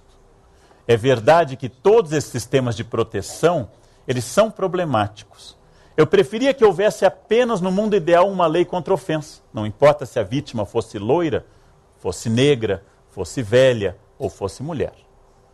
Eu acho que os eufemismos são problemáticos na nossa sociedade. Meu colega de Unicamp, aposentado, o grande professor Rubem Alves, escreveu num artigo o seguinte: eu odeio a expressão melhor idade, ele está com 80 anos, porque não é a melhor idade. Poderia ser mais poética, as pessoas poderiam dizer assim: passem à frente, aqui no finger do avião, as pessoas que têm crepúsculo no olhar. Isso seria mais poético. Talvez, como diz um grande poeta como o Rubem Alves, né? Dizer que aos 90 é melhor idade, provavelmente quem escreveu isto não tem 90. Provavelmente não tem 90. Porém, é verdade, eu concordo inteiramente, que a lei deveria ser uma. É proibido ofender uma pessoa. É proibido agredir qualquer ser humano. É proibido discriminar alguém. Quando eu passo, às vezes, com um cartão de uma companhia aérea, passo à frente na fila, e às vezes eu escuto isso: o senhor é prioridade, deficiente? Eu sou, eu não tenho cabelo, é uma deficiência. Não? É a falta de um órgão, aliás, de vários, de milhares de órgãos que eu não tenho. Mas, na verdade, é o cartãozinho, que é uma forma também de discriminação, pela qual eu lutei arduamente, sendo fiel a uma companhia que não me era fiel, mas eu lutei arduamente aquilo. Que significa o quê?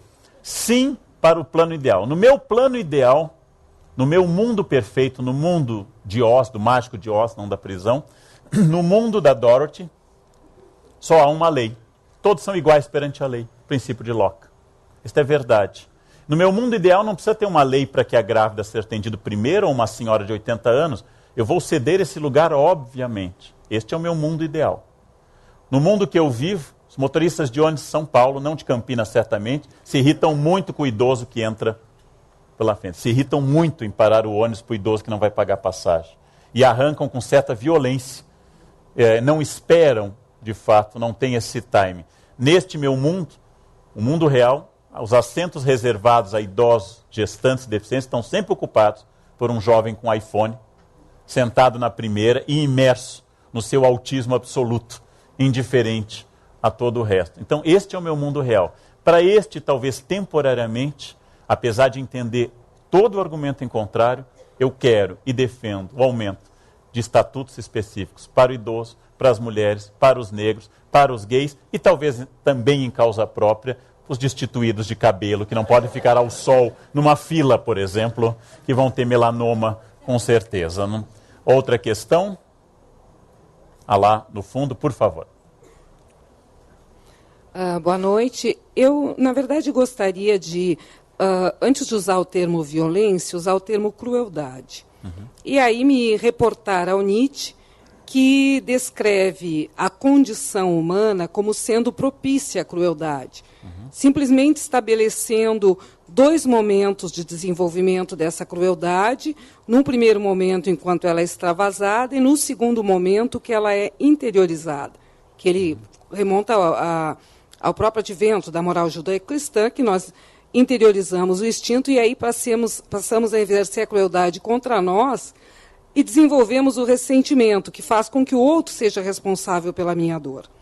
Então, eu gostaria de lhe perguntar, na verdade, em que medida essa interiorização da crueldade não é motivadora de uma violência enquanto responsabilização do outro pelo que eu sofro, e não mais, digamos assim, como uma condição de percepção que o outro não é um inimigo, mas outro apenas.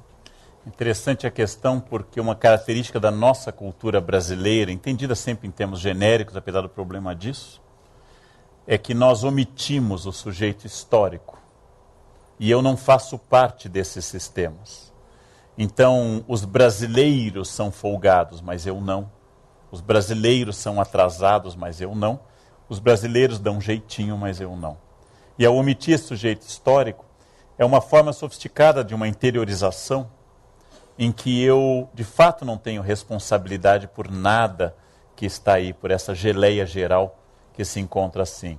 Eu reclamo da enchente do Tietê, mas jamais imaginei que o papel ou o cigarro que eu atirei no bueiro possa ter qualquer relação com essa mesma enchente. É uma característica nossa de omitir a mim como sujeito histórico ou como ação histórica. Nietzsche é muito duro com a moral judaico-cristã porque ele acha que o cristianismo, no fundo, é Platão for dummies, né? É Platão para idiotas. E que a moral judaico-cristã é uma maneira de fracassados justificarem o seu fracassar. Porque a história de virar... Obrigado. A história de virar o rosto para o outro lado é só quem é fraco. Né? Dar a outra face é quem não tem força, quem não está numa faixa boa de jiu-jitsu, dar a outra face para isso. Eu só me submeto à violência do outro quando não posso responder. Então, esta moral de escravos, como diz Nietzsche, essa moral de ressentidos, esta moral de fracassados, que pregou dar a outra face, não como um gesto pacífico, mas como uma incapacidade de restituir tudo isso. Então, eu acho que, de algum sentido, Nietzsche tem razão ao denunciar a apropriação histórica da mensagem cristã, especialmente por Paulo, a quem ele tem um ódio particular, mas que ele identifica no anticristo o próprio evangelho já como origem dessa deformação, e no sentido de que essa interiorização é a mais sutil de todas. É talvez, e eu pegando a ideia da sua pergunta tão interessante, a violência mais frequente que eu possa deduzir nietzschiana não é da agressão violenta e física, mas a do silêncio. É a de não fazer nada diante da violência. Por exemplo, diante de uma violência, seja ela qual for, feita por criminosos ou pela polícia, pressupondo que haja uma diferença clara entre esses universos. E eu, passando ao lado, passo rapidamente. Por isso, porque eu não quero me envolver, porque não é justo me envolver, ou porque tenho medo de me envolver, este silêncio, que um filme de 47, chamado Gentleman's Agreement, em português O Sol é para Todos, vai desenvolver dessa forma.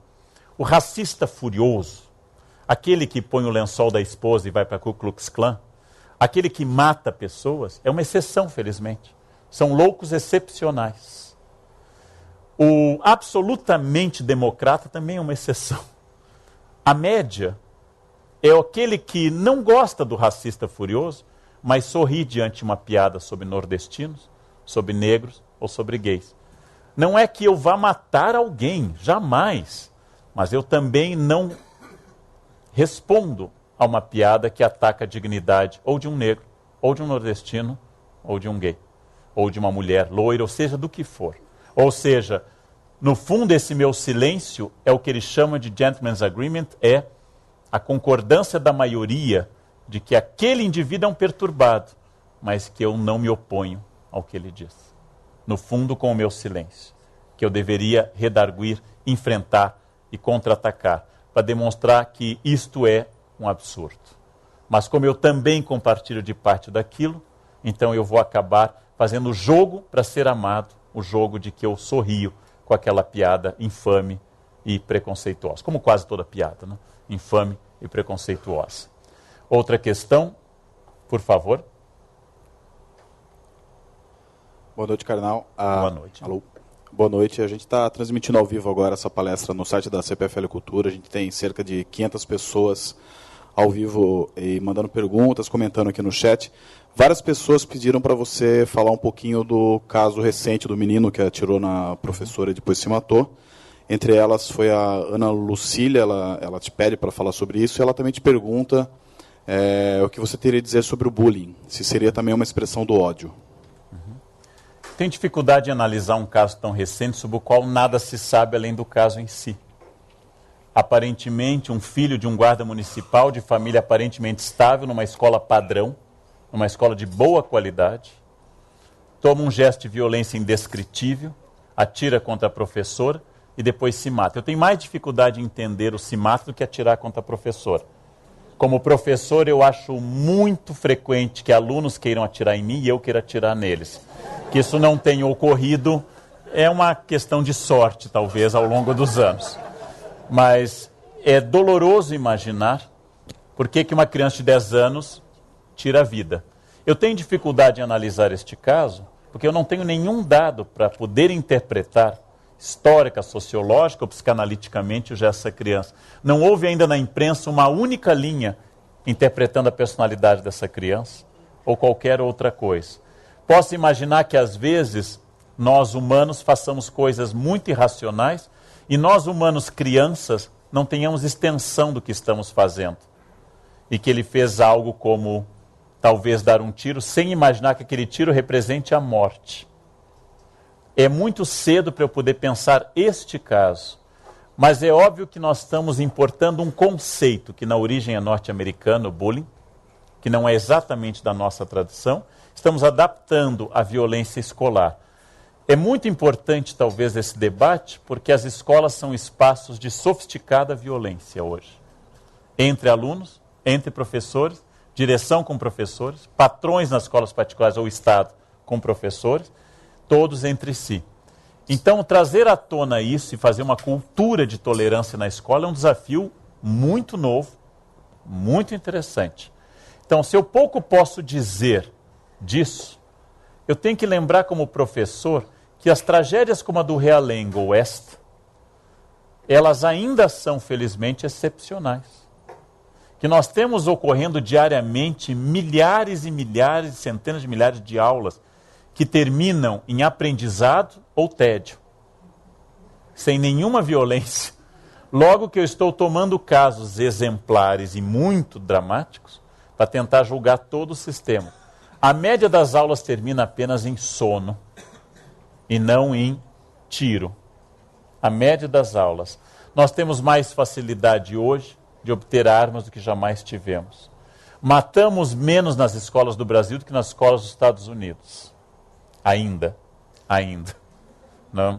Só que nós não temos condições de profetizar se nós estamos melhorando essa convivência ou piorando. Porque aconteceu algo inédito, nós universalizamos a educação fundamental e essa capilarização fez ter acesso à escola quase todo mundo. Essa democratização foi quantitativa e não qualitativa. Então, quando as pessoas dizem com razão, no meu tempo se lia Cícero na 4ª série ginasial, é verdade. Naquele tempo, 2% dos brasileiros tinham acesso a este nível de educação. E hoje nós temos padrões de séries com mais de 90% das crianças e adolescentes matriculados. E como a escola não é um universo separado do mundo, ela contém tudo que a sociedade contém. Então não é a escola que pratica bullying, é o mundo que pratica bullying. É o mundo que ataca pessoas, é o mundo que faz cantadas cafajestes à mulher que passa, é o mundo que pratica violência, é o mundo que grita, é o playboy que vai em frente ao Cidade Jardim em São Paulo e puxa a bolsa travesti e arrasta no carro até a risco de vida para aquele ser humano. Ou seja, o mundo pratica bullying. E a escola é parte deste mundo. E a escola também tem esta prática. Ela é uma prática muito debatida hoje. Eu acho que nós estamos importando um modelo norte-americano de debate. Aquele modelo que expulsa uma criança do jardim da infância porque deu um beijo na colega. Este é o modelo norte-americano, em que quer seres que não se toquem, não se falem e se refiram a todos por eufemismos e jamais se agridem e não resolvam nenhum problema entre si. Este é o modelo norte-americano de sociedade totalmente formada por guetos. Eu não sei se o debate sobre a violência da escola é muito oportuno. A importação da noção de bullying e utilizar uma palavra estrangeira para falar de violência escolar é sinal de que talvez nós não estejamos discutindo o Brasil. Mas a partir da violência no Brasil, estamos discutindo um conceito norte-americano. Outra questão, ao vivo ou... Leandro, esse mito do brasileiro cordial não seria muito apropriado para nossas elites? Não seria assim, dizendo, foi criado e mantido pelas nossas elites, seja elas quais forem. Você me diz isso aí. Sim. Quando eu comentei que o pensamento conservador está numa das bases, junto com o pensamento cristão, da omissão da violência, eu quero dizer isso, que é muito bom desenvolver, para quem tem controle social ou político, a ideia de que somos um povo cordial. É muito bom a nós. De fato, o que o Sérgio Buarque quis dizer em 36, e eu volto à teoria inicial, é que não é que nós sejamos pacíficos, mas nós somos cordiais. Ser cordial significa que nós funcionamos baseado num estatuto do impulso e não da razão. É aquilo que estrangeiro tem dificuldade, como, por exemplo, diz o Gabeira no livro que é Ex-Companheiro, ao encontrar uma sueca e uma brasileira, e a brasileira disse a ele, vou ver se dá para passar na sua casa. E a sueca pergunta, ela vai na sua casa? Não, ela vai ver se dá. Mas significa que ela vai? Não, ela vai ver, se der ela for. Não, ela vai, mas se ela não for, ela não vai se der. Ou seja, a sueca não entende. Porque no mundo dela ou se vai ou não se vai. Essa capacidade cordial é eu convidar alguém, por exemplo, para ir para minha casa e a pessoa não dizer sim ou não, mas explicar. Você pode jantar sábado lá em casa? Sabe o que é? Geralmente isso precede ao fato de que a pessoa não vai. Mas é a nossa incapacidade da objetividade racional e a nossa ênfase na cordialidade. Eu não quero dizer a você que eu tenho coisas mais importantes a fazer do que na sua casa. Como, por exemplo, arrumar a gaveta das meias ou alguma coisa do gênero. Mas você se sentiria ofendido com isso. Então eu vou dizer que se der, eu vou. E pode ser até que não tendo nada para fazer, naquela hora eu decida ir. Aí deu. Aí eu fui. E pronto. Essa é uma experiência da nossa cultura, especificamente da nossa cultura. E eu acho que é isso que é o cordial. As explosões de ódio ou de amor, as cenas e os ataques, elas são totalmente distintos, eu acho, da cultura norte-americana. Elas são totalmente distintas. E isto faz da nossa cultura algo que tem que ser pensado à parte. Ainda que seja abstrato e geral, eu falar em cultura brasileira. Outra questão? Passamos para a última questão da Daniela Waba. Boa noite, Karnal. Boa noite. Eu tenho uma questão que eu sou mãe de 2 filhos que estão vivendo muito forte esse momento do ódio. Eu tenho um filho de 4 anos. Ele é muito pequeno para ter tanto ódio.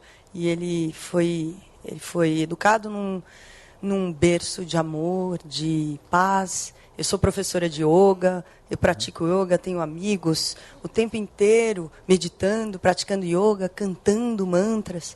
Isso não adianta nada, porque ele continua o mesmo endiabrado. Então, assim, o que é esse ódio? Esse ódio é inerente ao ser humano, não é nas escolas, não é nem na televisão que ele aprende isso. Como que a gente lida com isso? Porque se eu vou com todo o amor do mundo, meu filho não faça assim, isso não resolve, ele fica com mais raiva. Então, como que lida com isso? Esse é um ódio que então a gente tem que falar, legal, vamos cair fundo aí nesse ódio, porque não vai resolver mesmo, né? Ou a gente começa um movimento da paz. A gente ensina a meditar, a gente ensina que a conexão com o superior, com o divino, isso vai trazer uma paz, e a gente vai fazendo uma onda que vai pegando todo mundo. Queria uma sugestão tua.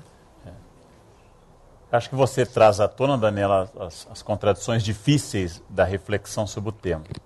Como professor, eu poderia lhe dizer, para lhe tranquilizar, que não há relação direta entre a ação da escola e dos pais sobre a personalidade dos filhos.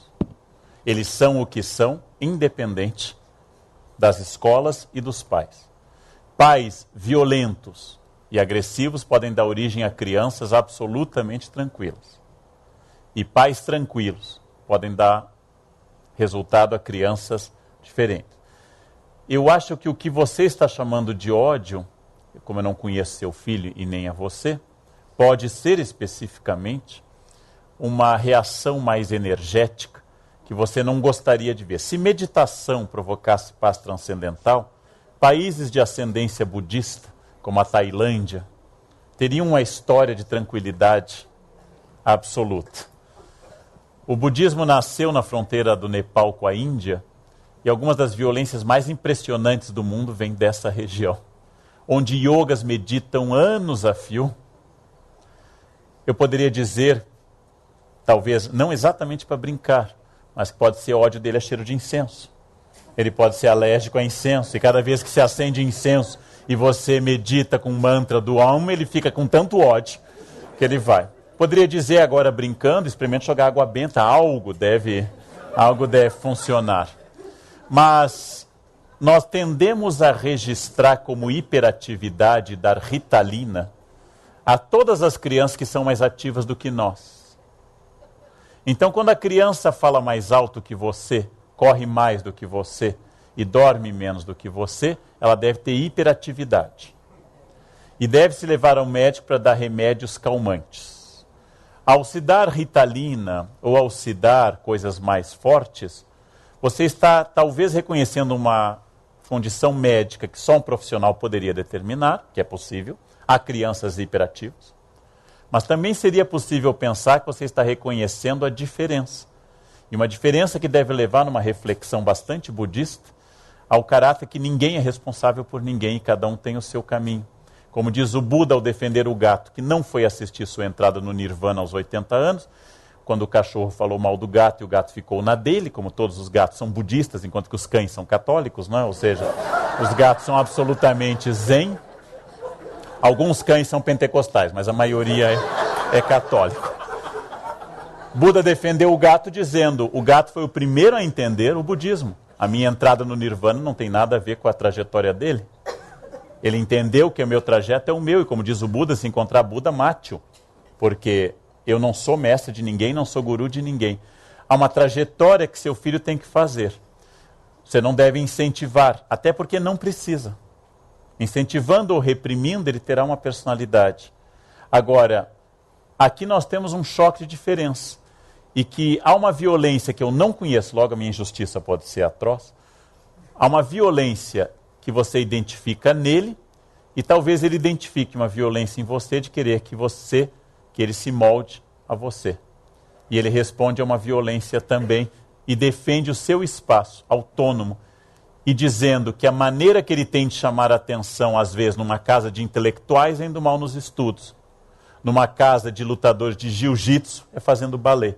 E numa casa em que a mãe faz yoga e é uma pessoa tranquila, é dizendo, eu não faço, eu sou absolutamente violento. Ele está dizendo, chame atenção sobre mim, olhe para mim, eu quero ser diferente. Alguma dessas características passa. Eu vou lhe tranquilizar que muitos alunos que eu tive ao longo da minha vida, especialmente adolescentes, eu tive que tirar substâncias proibidas legalmente da mão deles, recriminando não apenas o uso, mas a imbecilidade de fazê-lo no corredor da escola. E alguns desses hoje são advogados respeitáveis em São Paulo, e esse realmente eu não posso dizer o nome. Encontrá-los, às vezes, nos restaurantes de São Paulo de terno, indivíduos que eu tive que tirar a maconha das mãos e outras coisas, eles têm vergonha, porque lembram, quer dizer, alguns, como um já me disse uma vez num sushi em São Paulo, uma pessoa naquela época não sabia o que eu era, o que eu queria, hoje eu sei.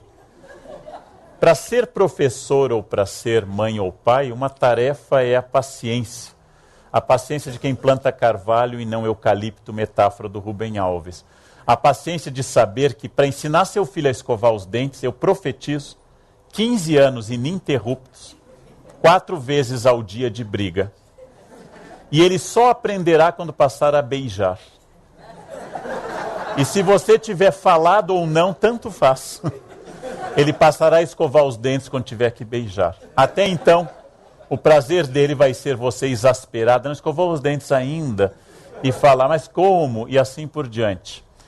Esta é a paciência para educar. E a paciência para educar é muito difícil.